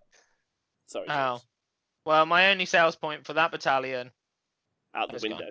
Right, let's turn to Nathan Prescott. Nathan, you're normally the man who will make Owen try and run Viridian Pathways for 3 battles before he decides to give up. What is... Why is he giving up? What the fuck's wrong with him, man? It was a great battalion. I'm so disappointed in him. Oh, that's true. Yeah, Nathan, you got any thoughts on this? I mean, you can make a 1-drop. Pretty good. Yeah. Well, it does lower your drops, which is always a nice thing. Gives you the other bonuses, but also, the fighting in the hero phase thing. It is a pity it's just on the hero, and they're probably not the where all the output is coming from for your army. But it is a super useful ability to be able to do.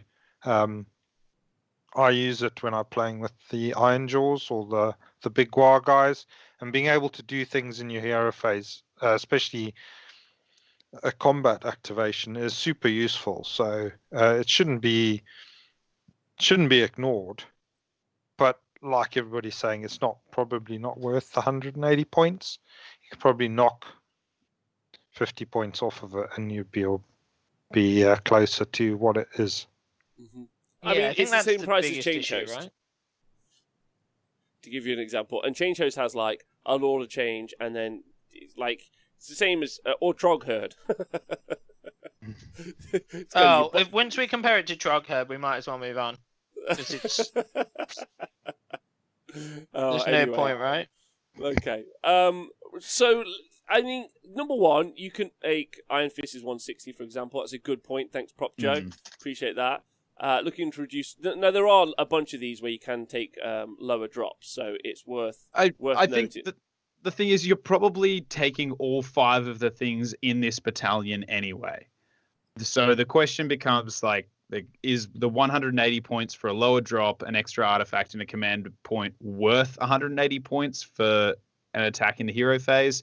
It's kind of situational, but it could be. But I think there's better use for your 180 points.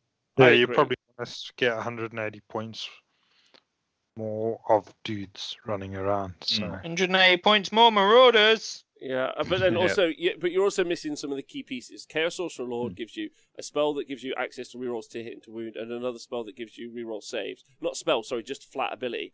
And then you've obviously got the Chaos War Shrine, which is also going to be able to give you reroll saves as well, or your god-specific buffs.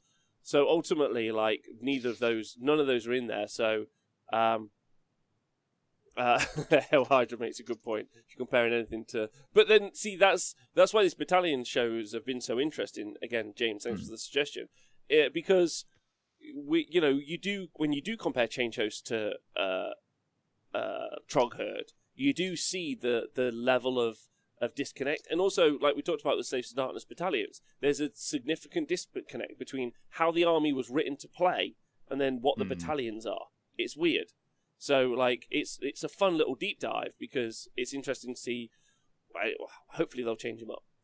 So anyway, so that's Godsworn Champions of Ruin, and then to make it absolutely less confusing, the next one is the God's Wrath Warband. So this is different, even though it sounds the same. Nath, what's the intro? Oh, this is a very short one. So this is Searing Doombolts. Empowered by chanting apostles, the War Shrine unleashes bolts of hellish energies. Ooh. Okay. So you get to choose from the following list: Chaos Lord on Manticore, Chaos Sorcerer Lord on Manticore, Chaos Lord on Demonic Mount, Chaos Lord on Karkadrak, Chaos Lord or Sorcerer, Chaos Sorcerer Lord. And then 4 to 8 of the following: Chaos Chosen, Chaos Knights, Chaos Warriors, Chaos Marauders, and Chaos Marauder Horsemen. And you get to take one or more Chaos War Shrines. Mm-hmm. Okay. So, just a quick one on this one. It's still just one hero, right? Yeah. Right. Can we just go back and talk about the last one for a second? I would like to. I know I don't want to jump around, but the last one doesn't get any bonuses from the sub-factions. Demon Prince sub-faction gets you nothing. The Kabbalists sub-faction doesn't get you anything, because like if you're Kabbalist, you're like, well, I'm going to try and have a load of wizards, and then you can only have one hero in that War Scroll Battalion, so that's not helpful to you either. Like the Marauder one Ravagers allows you to take 5 characters with battle traits, and you have to take 5 characters. yeah. Right. So none of these like interact. Archeon obviously isn't in the War Scroll Battalion, and Varangard aren't in any of them either. So none of them interact with the sub-faction bonuses in any way. Like, it's really interesting. Anyway, so to go back to it, the ability that you get is you choose one of the battalion's war shrines and roll a d6 for each visible enemy unit within 24 inches, and roll for an enemy. If you roll 6, they take d3 mortal wounds, which isn't bad because you do take war shrines. War shrines going to be in your list, so now you're getting a little bit of a mortal wound, and you do it for each visible unit within 24. And that's like, because you're going to push in these guys up. That's not bad. It's not great, but it's not bad, right? It's okay. How many points is this one? Sorry, 180. So I think if it's going to take one war shrine hurts it a little bit.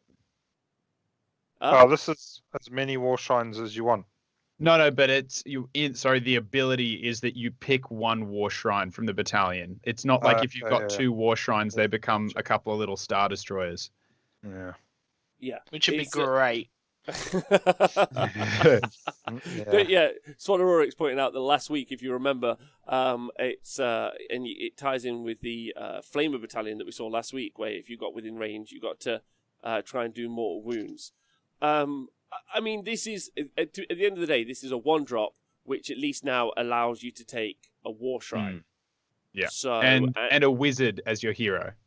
And it's a better ability than the last one. At least. Still doesn't interact with any of the sub-faction rules in any way. I think, like... I mean, there's not tons to say about that other than, like, if I was going to try and take a 1-drop, this might be one of the ones I take, because I do like the idea of just going balls to the wall with one hero and just, obviously, 4 to 8 units of... Let me just check. Marauders. And great guys. Great time. Yeah, but even if you great take guy, great list. a couple of extra heroes and you end up being a 3 or 4 drop, that's quite a decent... Yeah, it's quite a 3 nice... drop's not bad. Yeah, it's not a bad level of droppage, or whatever you want to say. And, you get... Oh, did we lose Nathan? Which is quite Sorry, good. Nathan, we lost your set. What was it? Yeah, so it has reduced your drops considerably if you're going down that route from potentially being around 10 to 3 or 4 drop. So there is an option to do. It's useful at least, right? Yeah. Like it's useful, but it doesn't bring much to the yard in terms of abilities. And like we said, you miss out. Okay, and also it just doesn't seem to interact with the rest of the book, which I find very weird, very very weird. So it's just when you compare it to what other battalions in other books are for that price, it just seems ridiculous, really. Yeah. Yeah, and you don't, and the Greylissin as well has pointed out that it does feel like they also put all the Warcry stuff in as an afterthought, right? Like, didn't have the keyword integration, doesn't do anything particularly useful. Like, like those, any of the warbands. So, like, obviously, I mean, Slave Starter's got one of the best units in the game in that pre-game move unit of Untamed Beasts, right? And they're not including any of these, so. Yeah. Okay.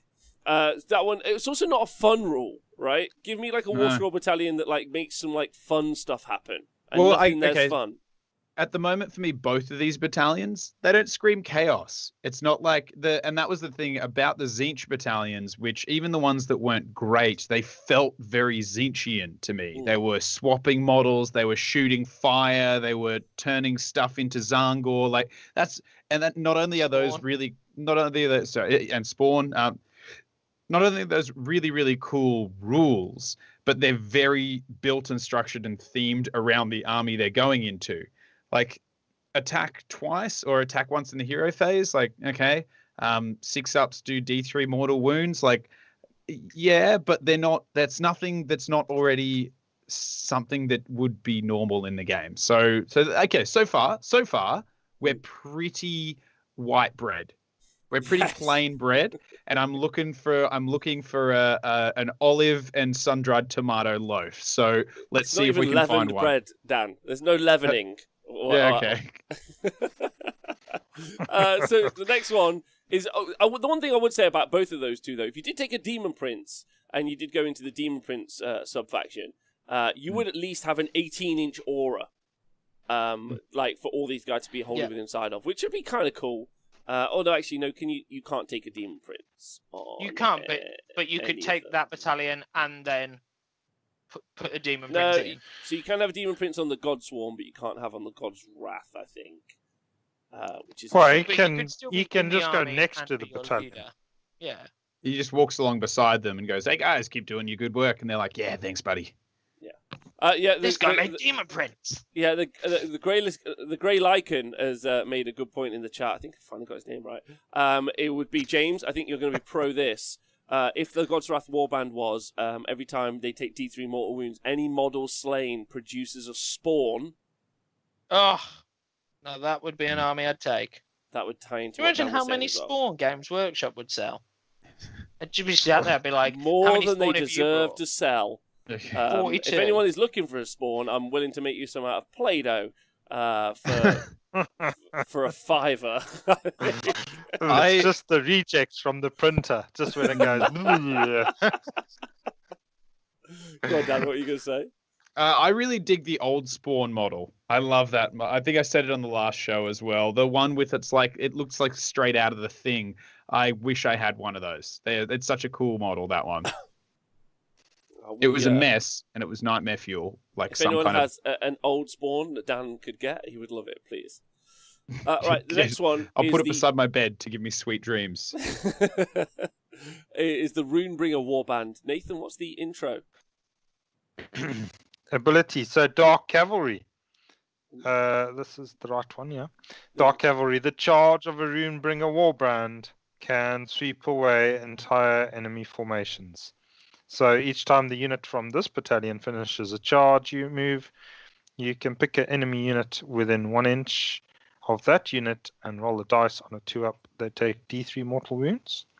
And this is one unit from the following list: Chaos Lord on Demonic Mount or a Chaos Lord on Carcatrak, and then 4 to 8 units of Chaos Knights, Chaos Chariots, Gorbeast Chariots, and Chaos Marauder Horsemen. So this is your cavalry brigade. Eh? So this is so good that I immediately went on War Scroll Builder and wrote a list. It's how much fun this is. So like Nathan said, each time a unit from this battalion completes a charge, choose one enemy unit within an inch on a 2+. This unit takes D3 mortal wounds. And of course, you can include chariots and Gorbeast chariots in here as well. And so you can make a 1-drop. And then there's loads of stuff to talk about here. Like we talked about earlier, if you take the Mark of Sinesh, you're going to be able to re-roll your run and charge rolls, which is going to be really important for these guys. So if you made a Mark of Sinesh, so that's fun. Let's look at some other fun stuff that I thought up here. If you take a Chaos Chariot, that's right. Yeah, if you take a Chaos Chariot instead of the Gorbeast, they've got a once per game ability, which is allows them to run and charge. So run and charge on the Chaos Chariot, and they move base 12 inches. So then what's that? A once per game ability? Once per battle, this unit can run and still charge later in the same turn. That's weird. Okay, cool. Super weird. The other follow-up is they have Swift Death, which is another ability they have. After this unit makes a charge move, you can pick one enemy unit within an inch of this unit and roll a number of dice equal to the charge roll for that charge. And on a 5+, the enemy suffers a mortal wound. Cool. So you could potentially take them in this battalion, and if you were to take Chronomantic Cogs, what you could do is you could move 12 inches, run plus an additional 2 inches, charge plus an additional 2 inches, which will add to your charge roll, and you can re-roll it, so you could just roll high. So let's say you roll a 4, but you're only 3 inches away. You'd be like, screw this, roll it again, roll 11 plus 2, 13, any 5-ups for a mortal wound. And you're not restricted to how many you get. So if you wanted to, which is what I did in my list, so I quickly wrote a list, so it's not great, but it's a Chaos Lord on Karkadrak, and there's a cheeky Chaos Lord as an ally, as something outside of the battalion. There's 7 Chaos Chariots, I think I put in here, and then there's a unit of 7 wands of Chaos Chariots. Then there's a unit of Chaos Marauder Horsemen to act as a screen, so there's just 10 of them. But you could not have that. And then I put 40 Chaos Warriors in the Runebringer Warband and made them all Sinesh. So that would be 7 Chariot charges, 2 ups of D3 mortal wounds, reroll charges. Pretty fun, ultimately, which would be fun. And then, I think go on. Have you considered then making them idolaters, getting confused by the rules and making one of those chariots a lord, so you get 2 heroes in the battalion? Have you considered that? No. He's not a hero. Yeah. Oh, damn. Well, there we go. Never mind. But this is such a weird thing, though, right? Because then you're like, what sub-faction do I take them in? And the answer is, it doesn't matter what sub-faction you take them in. Maybe you take them in Ravagers just so you can just summon 1 unit of 10 Marauders. Yeah? Maybe. Like, everything else is like, whatever, I don't care. It's weird, but it's also cool. It's super cool. We saw Ellis play this on the stream, actually, during the TTS times. You obviously could make them... You don't have to make them Nurgle. You don't have to make them Sinesh. You could make them Nurgle if you wanted to. But I just thought it would be really fun. You just slam 7 of these Chaos Chariots forward. You're just banging out mortal wounds like they're going out of fashion. And then they all die in the next turn.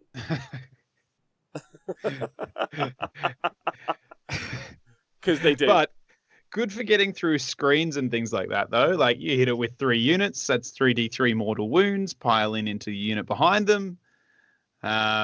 It's useful. And at 140 points, the key thing here is that they can all do it to the same unit.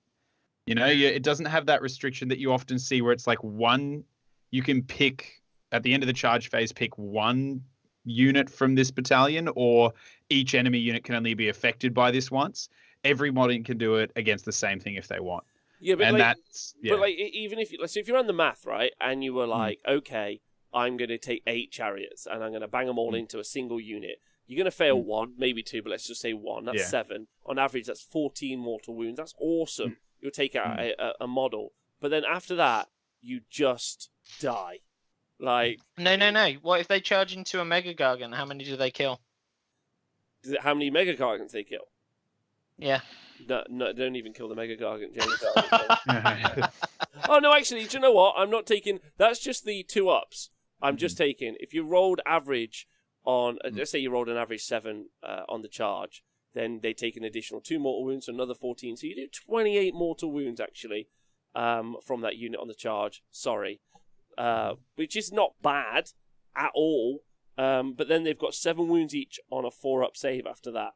Which is why I put the Horsies in and a unit of 40 Marauders with Mask of Darkness. I was like, throw them in there as well. Just fling them around. Yeah. But you could make a super fun army out of the Runebringer Warband, at least. That would be, like Hail Hydra says, a list for when you only have half an hour for a game. Maybe that's what Owen could run for a bit. What, the Runebringer Warband? Yeah, you can put him in Khorne. That'll make him happy. I mean, it gets loads better if you get the cogs off as well, so you got to put that in the list just to make it loads better. Nathan, you got any thoughts on this? Yeah, it's fun. Being able to do damage on the charge is always useful again. Like Dan said, for trying to get through screens, you're going to force your opponent to put units further back behind the screen so that you might clear a screen with a load of units and then pile into what stuff that's behind it. Yeah, it's useful. How many points is it again? Is it also 180? 140 points. Oh, so yeah, cheaper. I think for that price, if you're gonna go cavalry, it's probably worth it. Okay. Yeah, if you like your cavalry army, then yeah, I'd say it's worth it. Some of the other options, obviously, so that's me just focusing on the chariots. You could just take knights or Marauder horsemen, all of which could be battle line. So you can, and they buff really well. Like again, but like we talked about before, everything that's in this list does really, really want you to, or like Halkback saying, you could take minimum units of Marauder horsemen, and you could just because they've got retreat and charge, so you could charge them in. You could recharge them in, retreat and charge. Charge them in, retreat and charge. They're super fragile, but you could just keep trying to like punk mortal wounds on the charge, and just have them running across the board. That would also be hilarious as well. Marcus and Ash, Marauder, like 8 blocks of Marauder horsemen, and then maybe a couple of blocks of actual Marauders, and you would just have this weird impact hitty like MSU army, which could be super fun to play, but very, very fragile. I think go on. If I'm right, in Ravagers, because it wouldn't be in the Battalion. So in Ravagers, you can bring more Marauder horsemen on from the board edge, I think, but they wouldn't be in Ravagers, so they lose their benefit. Do you see how nothing that you can take as a battalion mixes with the sub-faction? Yeah. I think, I mean, I played this book a lot, and I think, like, no, I'll come to that at the end. I'll come to my feedback on the end. Okay. The thing I will say in comparison to what I said about the last ones is this is one that does finally feel like the army and like the units in the battalion. Like if I'm thinking about a mounted kind of chaos horde, I'm imagining them slamming into a shield wall and just riding over it. Like it, and I kind of like the rule. The rule is cool gameplay wise, but it also fits the battalion and the theme of the army. So I'm giving this one a tick in that I like that, where the others just felt like a bit of a wet fart. Yeah, I mean, so you don't have to do Slanesh. So like the Grelkin is saying in the chat, Mark and Nurgle, +1 save and 6 up DPR for the War Shrine on Marauder Horseman is a little buff you could do. Tim is saying if you took the Marcus Slanesh, which means they then become a Slanesh battalion, and you can take them in Lurid Haze and they can come off the table edge. I don't know if they could put this one in. So I think this one might be keyword locked to Saves the Darkness, but I'll have to double check that. Yeah, I don't think this one is allowed to do that off the top of my head. Yeah. So then Overlords of Chaos is the next one. Anyway, Runebringer Warband, I think, is actually genuinely, at least, while maybe not hyper-competitive, is at least a fun element. Something fun that you can run around with, right? I think you could have some great games playing that.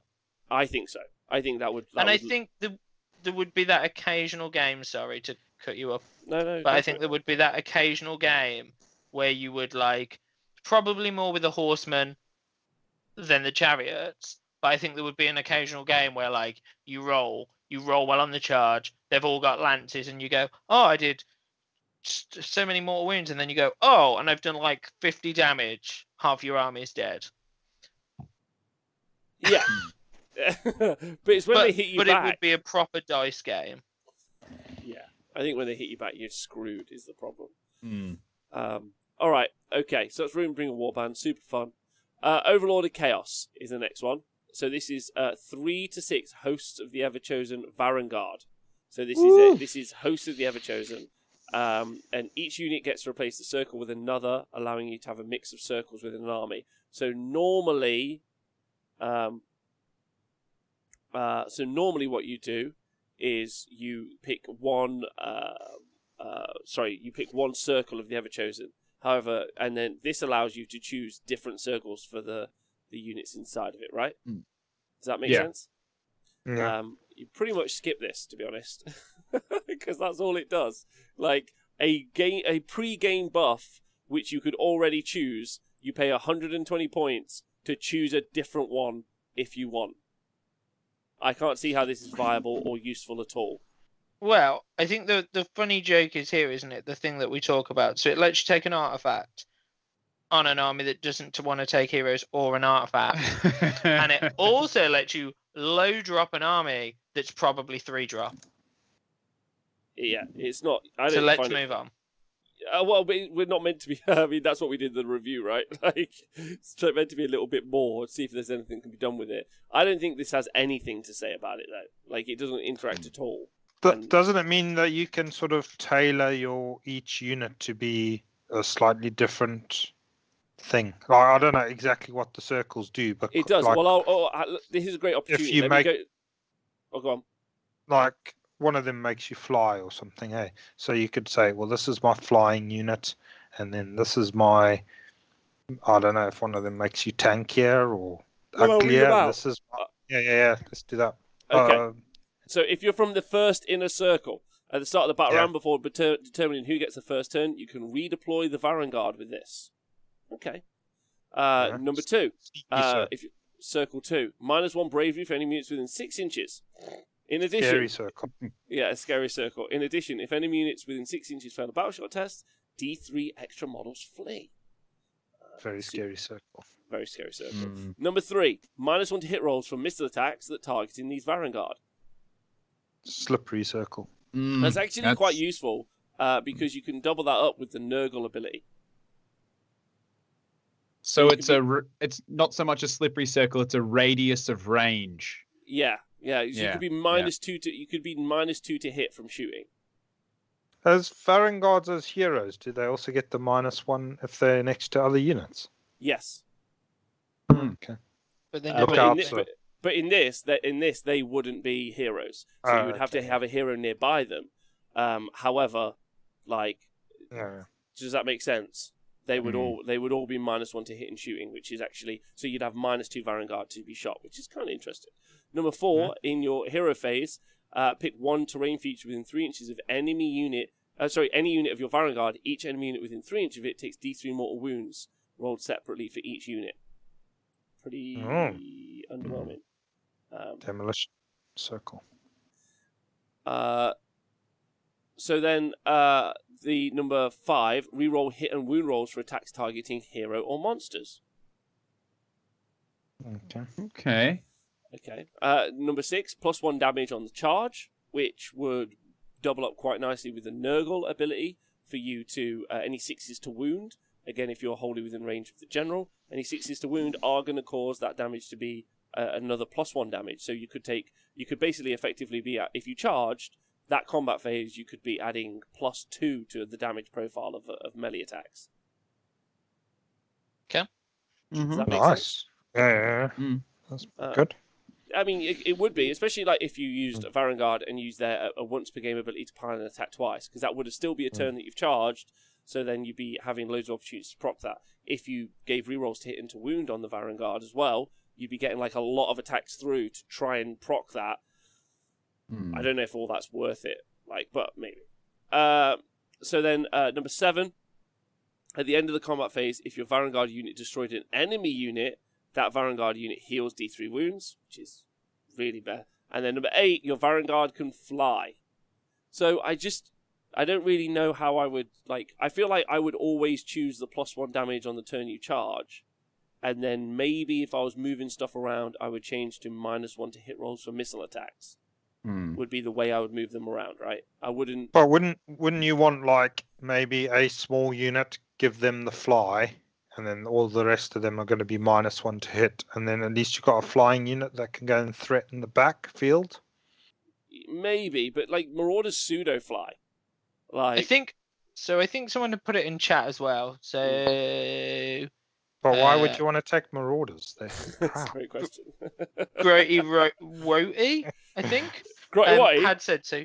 Yeah, this might be useful in the one where you just take Varangard. Because you could have 3 Varangard that are doing different things. However, I think the problem is that there's some of those are more standout than others, aren't they? So I get that Nathan's like, oh, cool, these ones could fly and they could threaten the back. But then also, are you like, oh, but they're also less punchy than my others? Yeah, but they're fighting stuff at the back, which is normally shit anyway. So whoa, what? Don't have to punch. Isn't that where the Gobblepalooza hang out? No, Gobblepalooza are frontline terrorists. Okay. Yeah, they are. So I guess maybe if you wanted a 1-drop Varangard list. See, no, but the problem is then no. So this one is you can't have this in Knights of the Empty Throne, right? Right, because this is because in order for you to choose to be from the 8 circles of the Varangard, that's what you have to be from. Does that make sense? So that's the sub-faction allegiance that you have to have from the host of the Ever-Chosen. Right, so it doesn't work in anything else. So you have to take the rubbish battalion in the rubbish sub-faction for it all to work together. So right, that kind of sucks. Yeah, so that's why I just think it's it's battalion. No, it's sub-faction locked, and it sucks. I think so. The biggest problem with that is then, so minimum point wise, to kind of looking into it, it's 1,020 points. Yeah. So it's over half of your army. I mean, minimally, but it's over half of your army in Varangard, which I just don't know why you do it, and then I don't know why you'd invest all those points into 3 units of 3 Varangard. No, I don't think you would. So I think, unfortunately, it really misses the trick, and it really doesn't understand, like very many of these, doesn't understand how it works, how it designs its own book. But that's the Slave Starters thing all over, ultimately. All right, so then the next battalions that we've got, these 4 battalions, they are able to be taken inside their own allegiance, so Slave Starters, and also in the allegiance of their marked god, if that makes sense. Yep. Right? So you've got the Blood-marked Warband goes in Khorne, Fatesworn Warband goes in Tzeentch, Plague-touched Warband goes in every list, and then Pleasure-bound Warband goes into Slaanesh. Right? So, Nathan, you got the story for the Blood-marked Warband. Blood-marked. Yeah. Tell us what it is, sir. This one has got Blood Rage. So as a Khornate Lord kills, waves of bloodlust wash over his comrades, filling them with an unstoppable fury that can only be sated by slaughter. So if a hero from this battalion slays any enemy models in the combat phase, you can pick 1 unit from the same battalion wholly within 12, add 1 to the attacks characteristic of that unit's melee weapons until your next hero phase. Same unit cannot benefit from this ability more than once per battle round. So again, 1 mortal Slave Starters Khorne hero, and then 8 And then it's just like, if the hero does something, gain 1 attack in your next hero phase. Could you, but can you take more heroes there, though? Because when it says 1 Mortal Slaves to Darkness Khorne hero and 8 Mortal Slaves to Darkness Khorne units, another Mortal Slaves to Darkness Khorne hero is a unit. So you can take multiple heroes in these formations, correct? Yeah, you can. Yeah. Cool. Yeah, you can. So they're less restrictive. And they're more useful. You can also, if you want to, take Varangard, give them the Mark of Khorne, and stick them in the Knights of the Empty Throne list. So then you can end up with, like, let's say 6 Varangard, who are your hero in this battalion, or they all are. And then if they end up killing... they give it to themselves. Yes. But then it's until your next hero phase, which is weird, right? Because you enact it in your combat phase. Let's say you charge, you enact it in your combat phase until your next hero phase. So then, if it's your turn next, let's say you get the double, it's wasted. Yeah. If it's not, your opponent charges you, and you have a +1 attack. So I guess the idea is that a Khorne hero goes in with a unit or something beside them. The hero activates first, does a bit of damage, and then the next unit gets the buff. Which is like, I mean, it's great for a 1-drop, right? Like, it's good opportunity to there, but like it's not. And then the hero gets +1 wound to everyone within 12 inches, which is quite nice. Khorne Demon Princes have a great little command ability to make people like stop charging, which is a nice little like kind of buff that you can do. But again, he wouldn't be your general. Well, he could be your general, but then he wouldn't be in the battalion, so it'd be a 2-drop. Like it feels like you have to organize something quite complicated for +1 attack. Like, there's a lot going on. But I think +1 attack. I think so. And I'm going to just keep banging back to it, I guess, a little bit. Because I know, like, originally when we talked about this, part of the idea was, one, we wanted to deep dive books. And also we wanted to talk about stuff so new players could watch them. Yeah. Like, and I know I've said it already, like, I still think the Slaves book is one of my favorite books, but I think actually for it to do well, like the whole book is complex. Like, for it to go well, like we looked at some of the battalions, like everything in this book is really well written, but like to earn +1 attack is probably 3 times harder than it is in some other books.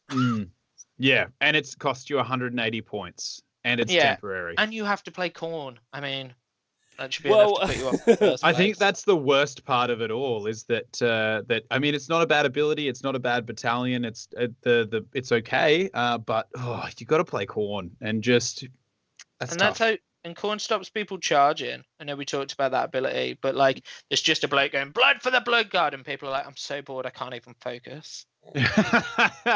He's like the fact that Khorne is making other people not get into combat seems very counterintuitive.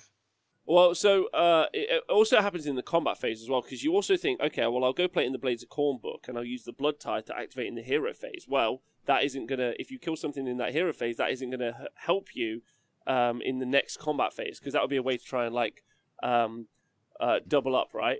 So there's people talking about the fact that there's an artifact that you can fight the start of the combat phase that would work with this ability. So then you would strike first, and then everyone else would have that +1 attack. But it's like, see you later, MJ Pegasus. Loads of love. But see you later, MJ Pegasus. I'd love to eat a wing horse one day. Sounds delicious. It's just like, it takes a lot. Nate, you got any thoughts on this? +1 attack in an aura. Got any feels?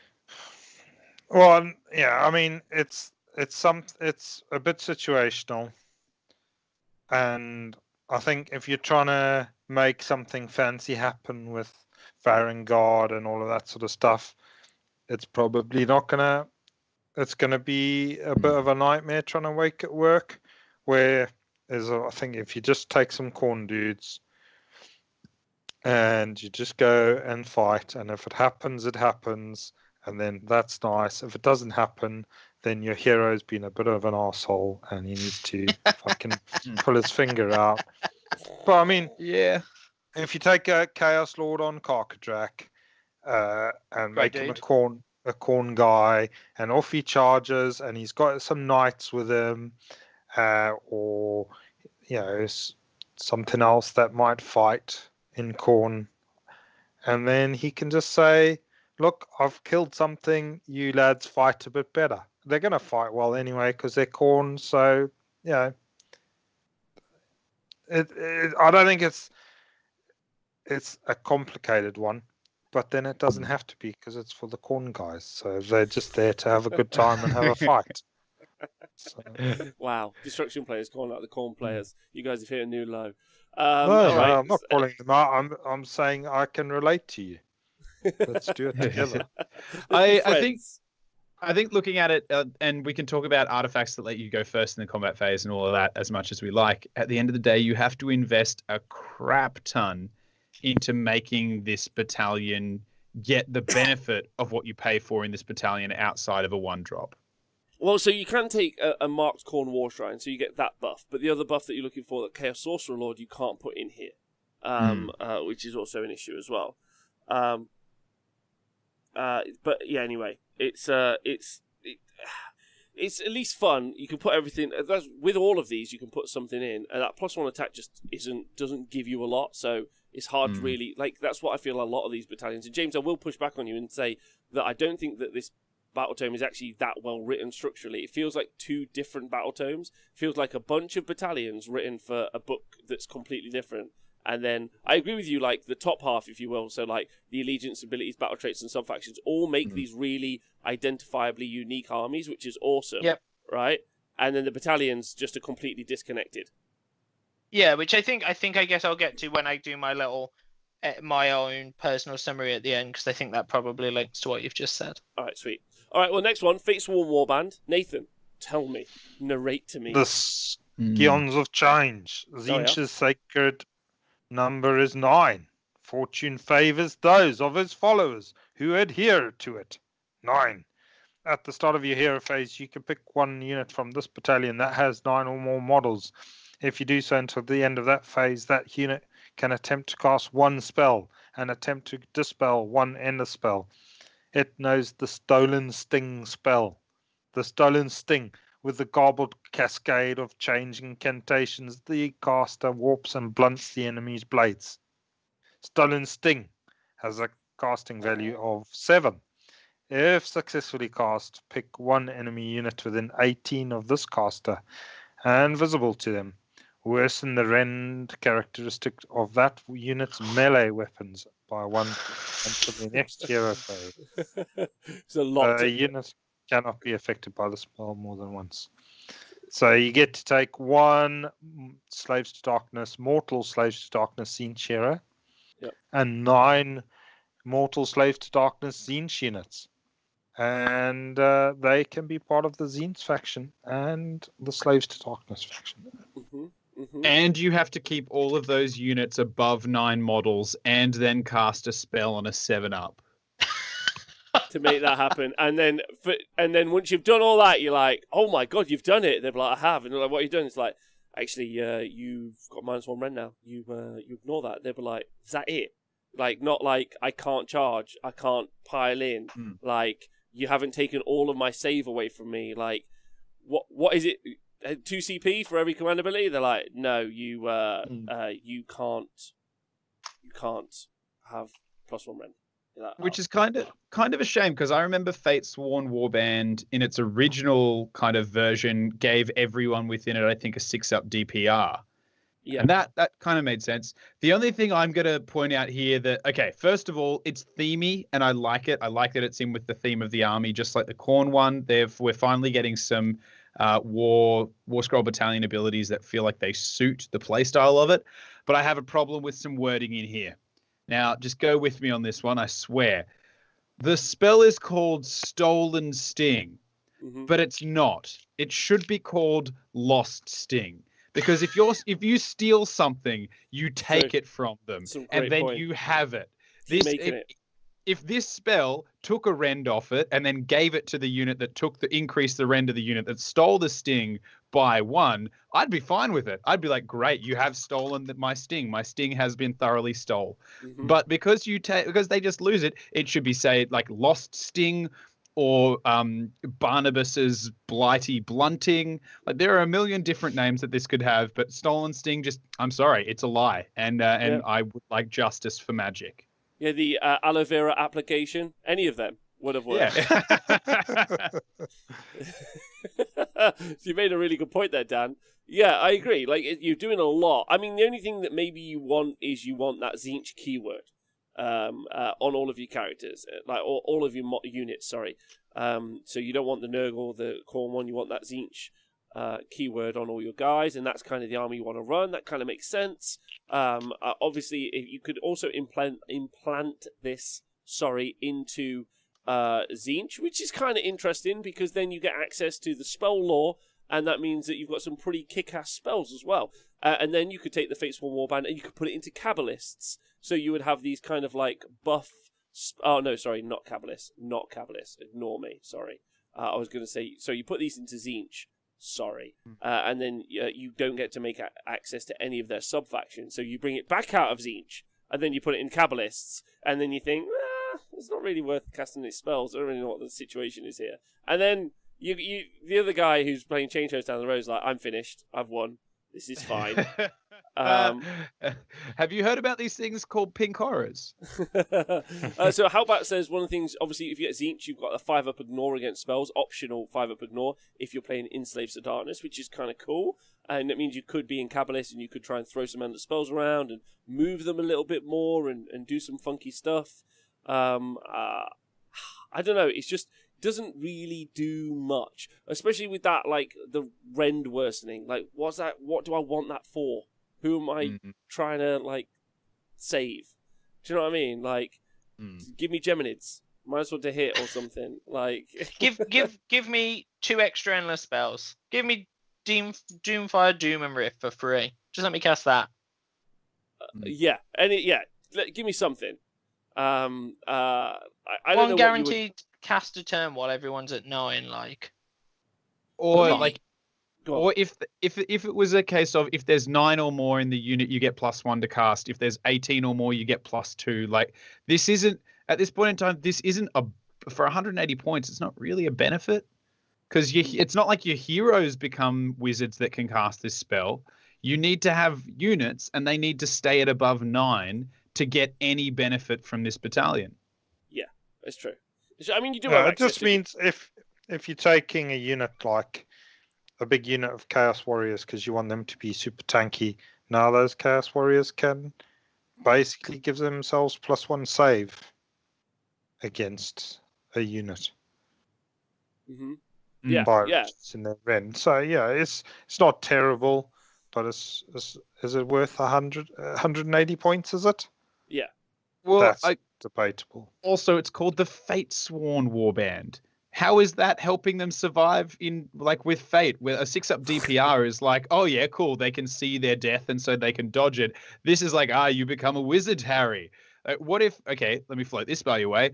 If it was like at the start of your, I don't know, combat phase, pick one enemy unit within 3 inches of any unit in this warband and reduce their rend by 1. Actually, Nath, what hold on. What does it say wording specifically? Do they get to cast a spell? Yeah, cast and dispel. Yeah. So I would be able to cast a spell from them? Yeah. Okay, that opens up... You can cast 1 spell and dispel 1 endless spell. So that opens up some options. So what I could do is Mask of Darkness, a unit. Dan, I could do 20 Marauders, so that gets me easy over my 9. So I've teleported them. Now I'm 9 away. Yeah, and then I just throw the Darkfire Demon Rift into their face. Yeah. Or what? Yeah, and then what if you've got some dudes, you cast the Darkfire Demon Rift, you make it do all of its shit, and then you say, I'm going to trigger these guys, I'm going to dispel it, and then I'm going to cast it again. Can't cast the same spell twice. No, but you can the next turn. Like he's talking about over the interactions. Oh yeah. Like what people used to do with the Everblaze Comet. Yeah, exactly. Except I don't know. I doubt it probably doesn't get over the thing that you have to do to the spell at the start of the. I thought it might get over that start of the hero phase thing, but I don't think it does actually. I think that would be cool. No, it doesn't. I think the biggest issue here is, isn't it, that Nathan's right. Like, there's a small benefit to it, but actually for a lot less points, So for 110 points, I think the Chaos Sorcerer Lord on foot is. I will say that actually the teleport a wizard is a fairly unique mechanic in the game. Like, which a lot of top lists generally operate around. So you normally see a Deceiver from Skaven teleported and then Warp Lightning Vortex. You normally see a Gloomspike Gitz wizard teleported. And then sacrificed. So yeah, not all the time. Maybe you'll see the mushroom, maybe you'll see the moon. Often not. They're normally in a bunker, but that's still a thing that you see sometimes. They took that off Pink Horrors because it was something that like was being done. So people were teleporting. So like the ability, they can't cast under spell. They don't gain the wizard keyword. I knew that was what it was. I didn't think you could. Thanks, Pete. Love you tons. So you can't do it. Ignore me. Okay. Can't but do I any also of that.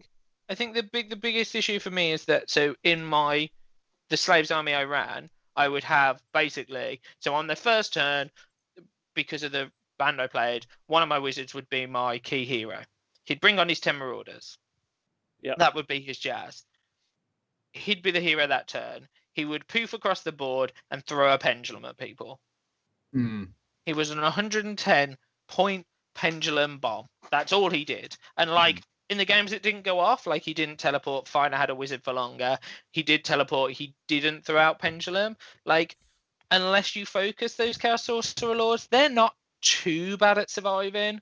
But you could do, like, even if we could throw a unit across the board and throw out endless spells, I just don't think, like, it's a very expensive battalion to do that when you can do it for 110 points with one wizard. It's true. Yeah, okay. I was just trying to make some effort, but you can't do it now. No, I get it. And I think the other thing is, so the spell's okay. I guess the only thing we get from that is what Nathan said, isn't it? So you can increase, in theory, if you're fighting an enemy who has loads of rend or any rend, you can increase your save by 1. So we could maybe buff a unit to just stand there all game. Yeah. All right.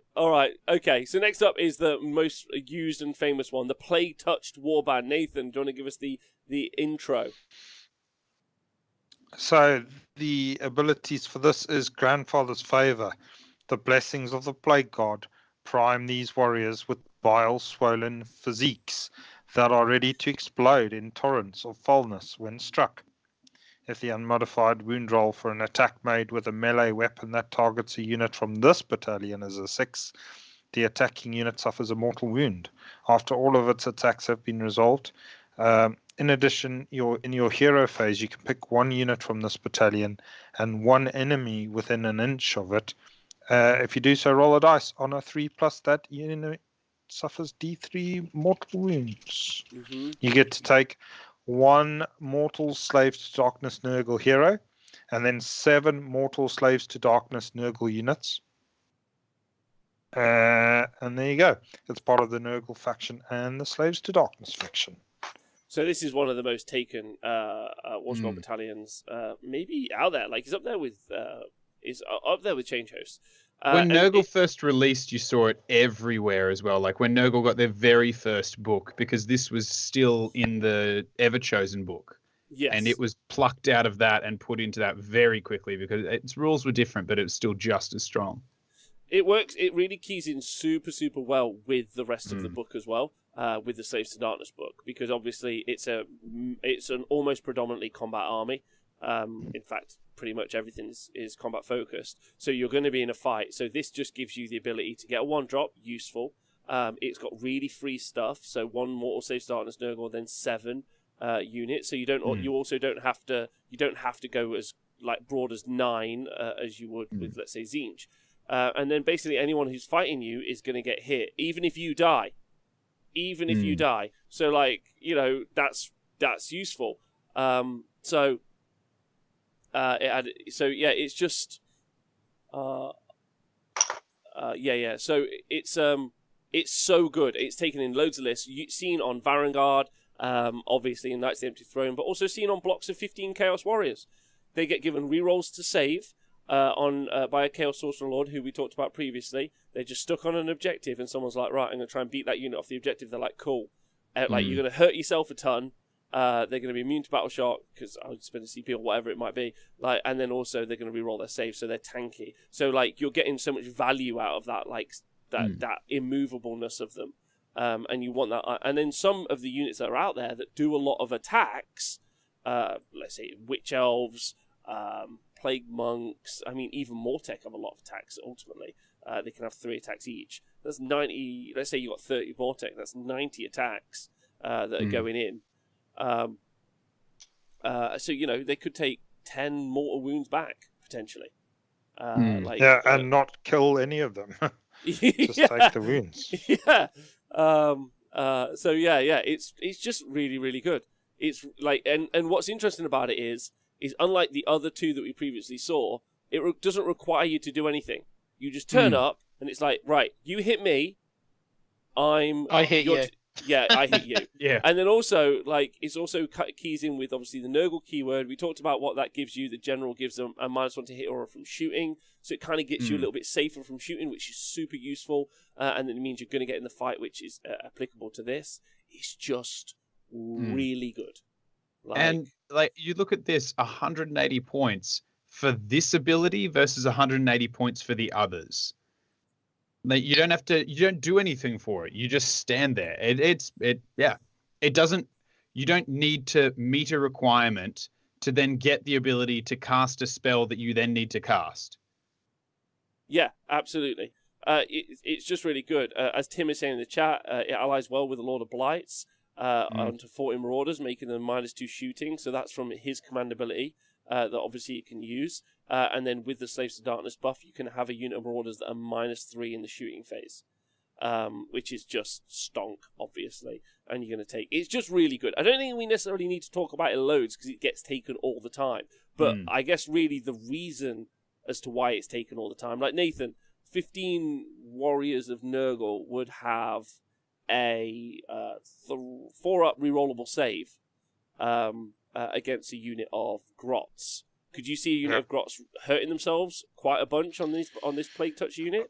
Oh yeah, especially if the Grots were all fired up with some Spore Splatters and some sneaky snuffled mushrooms.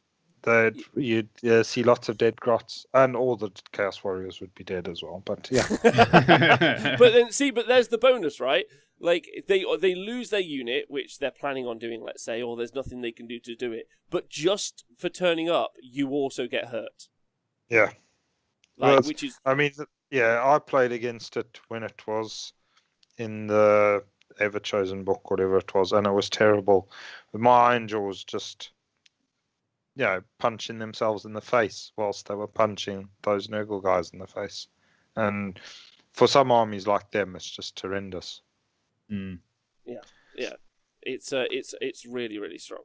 And that's why you see it in all the lists. So I don't think there's much more we need to say about it other than, like, it's just very, very good. And that's why you see it all the time. I mean, even the additional Honor 3+, like, the hero also just gets to do a cheeky D3 mortal wounds. Like, just cuz. Like, what the hell is that? He turned up. Yeah, he showed up. He put his pants on this morning. Nurgle, more generous than the other 2 gods. And also, it's not the hero, it's just a unit from the battalion in the hero phase. Yeah. So it's even better. It literally, it's the gift that keeps on giving, just like Papa Nurgle would have wanted.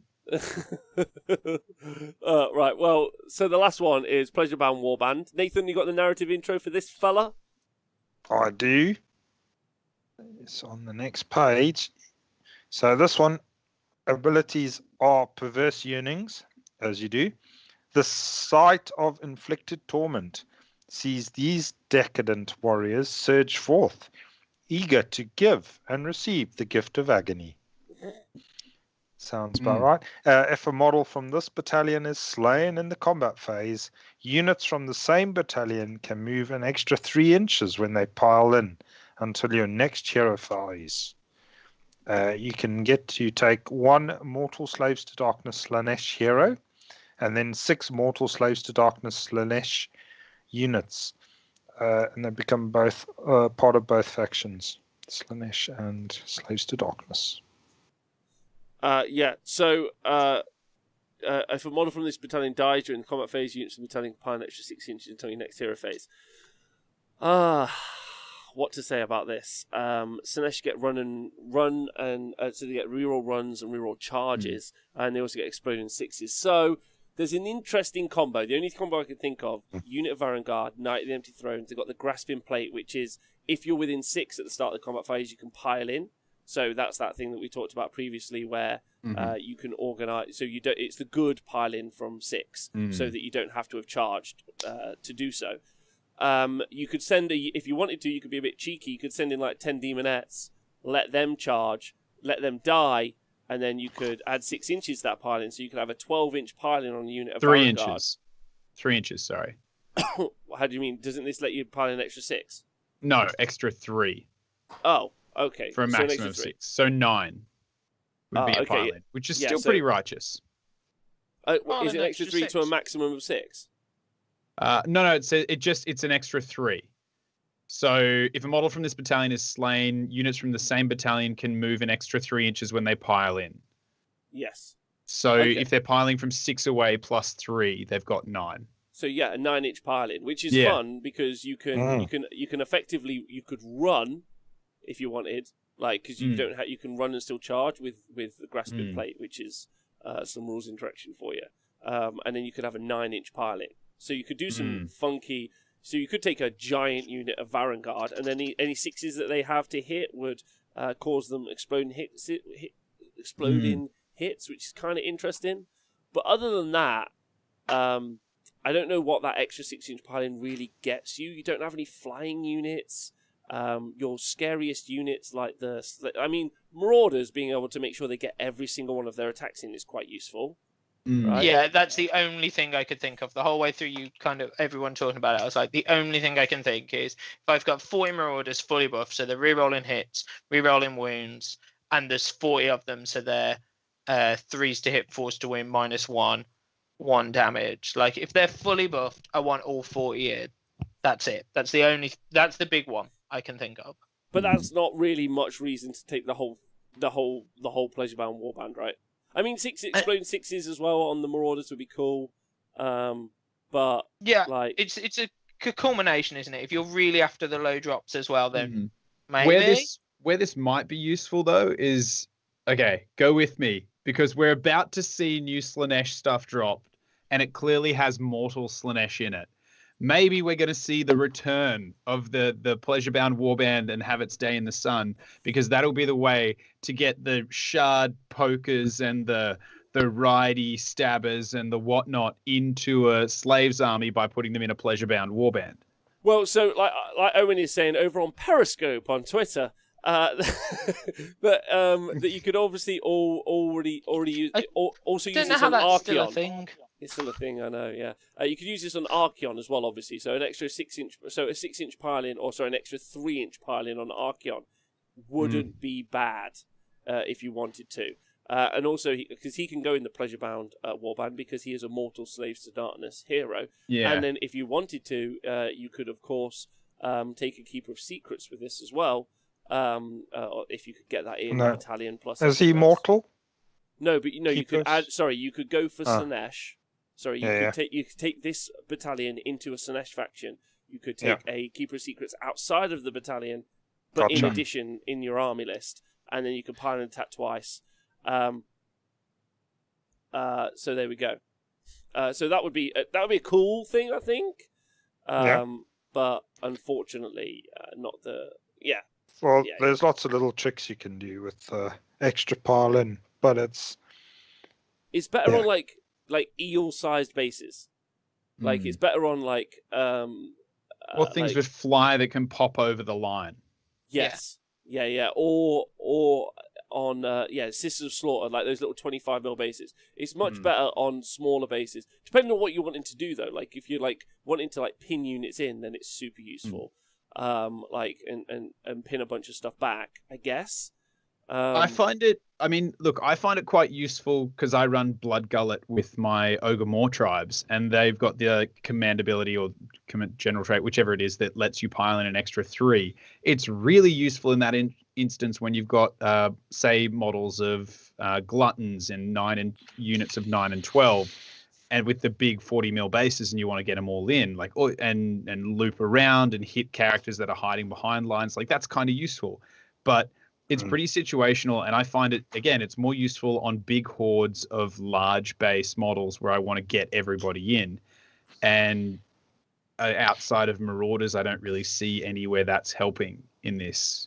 Yeah, I think that the other problem is, isn't it, taking it, so if you're taking it on, so if we're going to use it on, say, the big boy himself, so Archaon's going in and we want him to pile in his 6, I think the other issue is as well, if you're playing someone who knows what they're doing, they're going to be like, oh, okay, so your battalion, when someone else dies, you get to pile in 6. So I'll just pile in like a single clan rat to Archaon. So he's base to base and he can't pile in.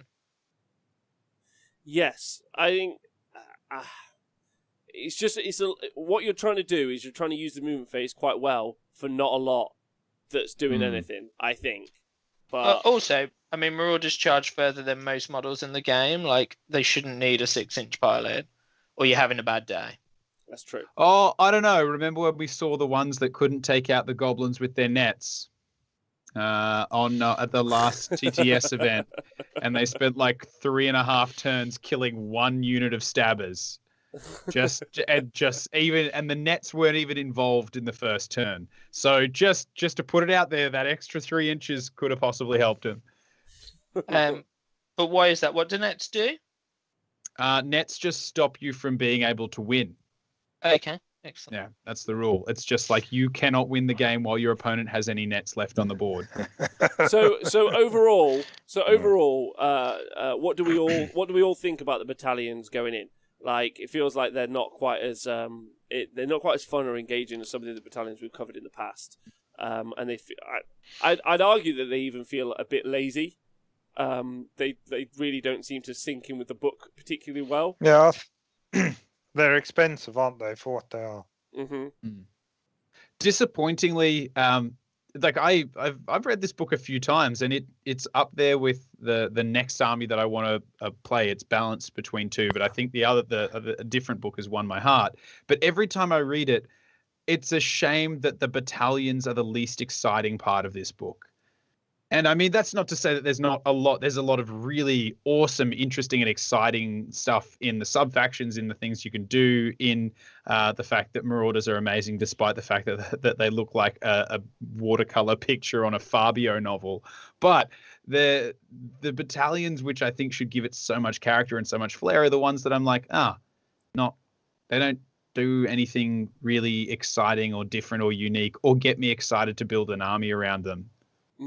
Yeah, not much at all. James, you said you had some thoughts at the end? Yeah, I think for me, like, I've banged on about it several times through the list. Like, I love this book. Like, I think when you read the book and you look at the army build and you look at the amount of units you can use and you look at, like, that Chaos Sorcerer Lord on Manticore, like, I just love that model. I love his rules. I love the spells he brings. And I think, like, there's so many great synergies and rule sets in that book. And every time I read it, I got to the battalions and went, nah, can't be bothered. And I think part of why we talked about doing this originally was to talk about these sorts of things, I think. And I think for me, like I think I said the other day, like I'll go to the battalion, see if there's anything I can do, and then go back to the book and decide what I want to do. And I think this is really one of those ones where I was like, cool, I don't want these battalions. I'll go back to the rest of the book because there's still a great army here. And I'll always play a game where I know I'm 12 drops against possibly 1. Like, I'm always going to start a game knowing I'm going second. Unless you take the Nurgle battalion. Yeah. Which is strong. Which is the one there, which wasn't for me. Like, that's generally not like the sort of army list I build. I love telling people why you keep hitting yourself. Why you keep hitting yourself? I thought you'd love that. I wasn't a school bully. Yeah, go on. So that's it, I think. Nathan, what are your thoughts?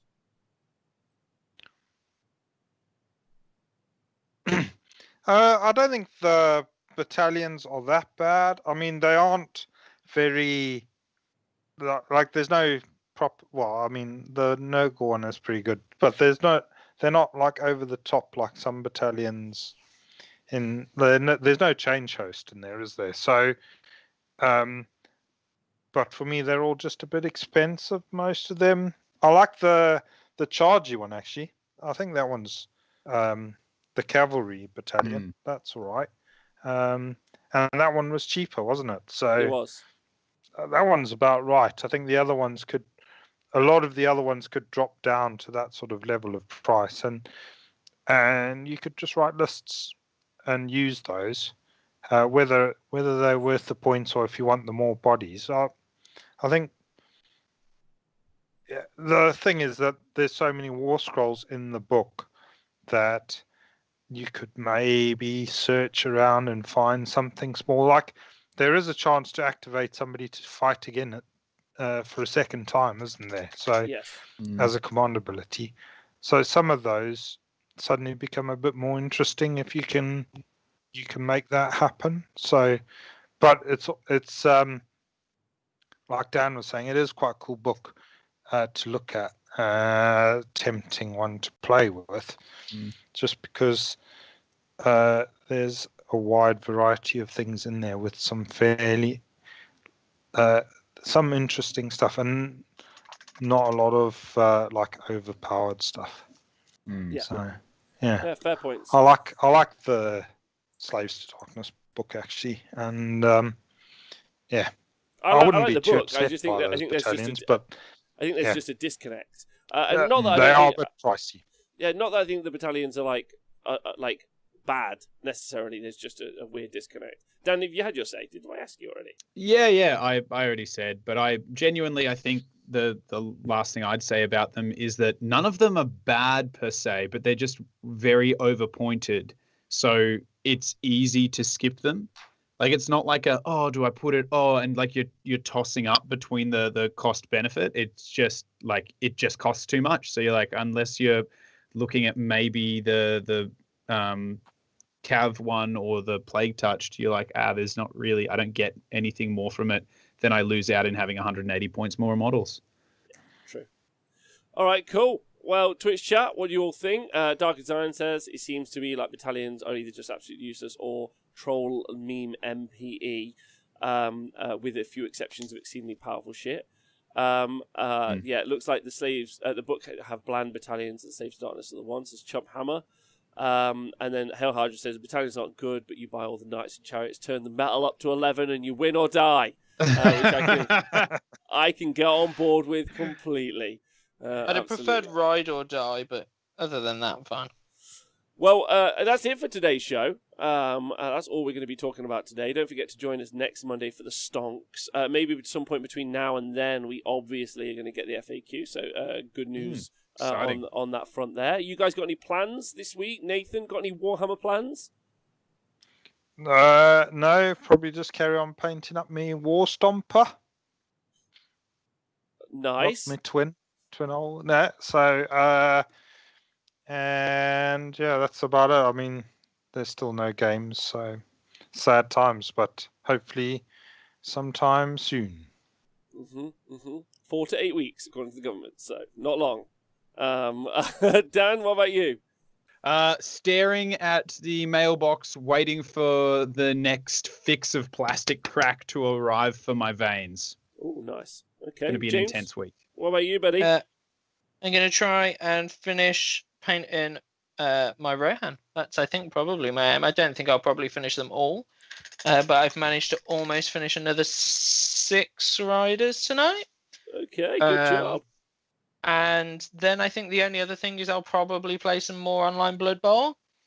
So if anyone is listening and is interested or knows a lot about Blood Bowl, I'd be keen to have a game against someone who knows what the hell they're doing, because I just hope. Have you not been on the Blood Bowl website, the NAF? No. Well, I did, and I got scared and ran. Yeah, those guys know what they're talking about, let me tell you. I hope. Well, what about you, Rob? What are you doing this week? We're currently printing out the kind of Sylvaneth sort of tree people board, which is quite exciting. Me and Fish built some of the Ollie Town the other day, so that's fun. So yeah, it's just getting that stuff done is the kind of key part, and as fast as possible, really. With the eye on the prize of obviously running events here as soon as possible. So it's fun going through the process. James will tell you. Oh, there's also the Seraphon sort of like board as well to paint up. So just getting that stuff ready. Sometimes the 3D print stuff, like there's like a little bit of a mistake or there's something, so you got to do some cleaning up. But it's a lot to organise and put together, as well as obviously a show every day as we go forward. So yeah, that's going to be my week. Breakfast battles. Oh, breakfast battles. On. Yeah, sorry, there's 3 breakfast battles in a row. Tomorrow playing Owen, the next day I'm playing Colonel Cabbage, the next day I'm playing up against Chris Welfare, and I'll be playing with the 69 Screamers. So I expect to get my face kicked in ASAP. But I'm looking. Don't you mean 63 Screamers and a plus summoning? 63 plus 6 is what I mean. Yeah. Good. Yeah. So yeah, there'll be 3 games this week. So if you guys do want to join us for that, please do.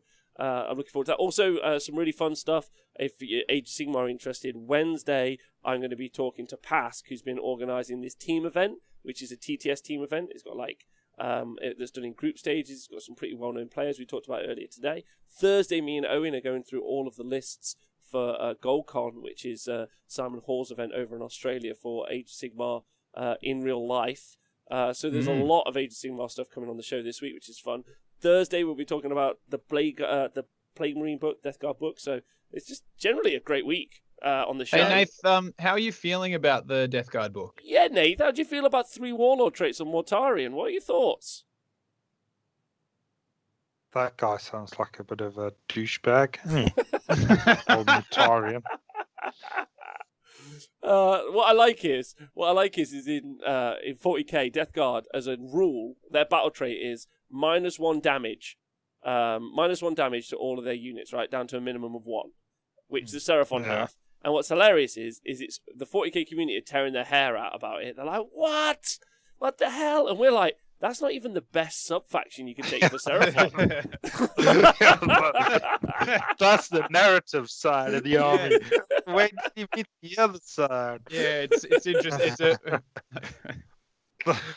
Like, yeah, but wait, what about skinks? Like, what do you mean? Like poxwalkers? Poxwalkers like skinks? Is that a thing? Nah, that would be my favourite if they made poxwalkers as broken as skinks in 40k. Yeah, the poxwalkers can spit at you. They can retreat and bugger off. Spit 24 inches. Oh yeah. Wow. Well, listen, it's been a pleasure talking to you 3 this week. Thanks very much. Pleasure as always. Pleasure talking to you. Dan, you got a shout out? Anyone? James, Nathan, you got any shout outs? Canadian Postal System, deliver me the toys. Good job. That's my shout out. Yep. James, any if anyone shout-outs? is a Canadian postman, bring them to me. Yeah. No, not this week. I don't think I have any. Nathan? No, looking forward to gathering my spiders together. So the ones I've purchased are painted, so I'm going to put a few more drops of paint on them to make them look like my ones, and sort out the basing so that it all matches together. Then I'll have 50 spiders. What about the spiders I'm giving you? Oh, fuck, I forgot about those. And then 80 spiders. 80 spiders and some Arachnaroks. I've got 3 here now. So I've got a War Party one, one with a Shrine, and then a Skitterstrand. So living the dream. You have a War Party Arachnarok. Only one on Earth that's got one of those. Like, well, it's got a little web spinner that you could glue on the top, but no, he's going on foot. I want him as a War Party one. I reckon it's good. Good for me. Good for my soul. Good for me. All right, bud. All right. So thanks everyone for listening. Thanks to everyone who listens to the podcast. Please do stay hydrated, stay healthy, and look after yourselves. Thanks to everyone who supports the show on Patreon, or donates money to the show, or subscribes on Twitch.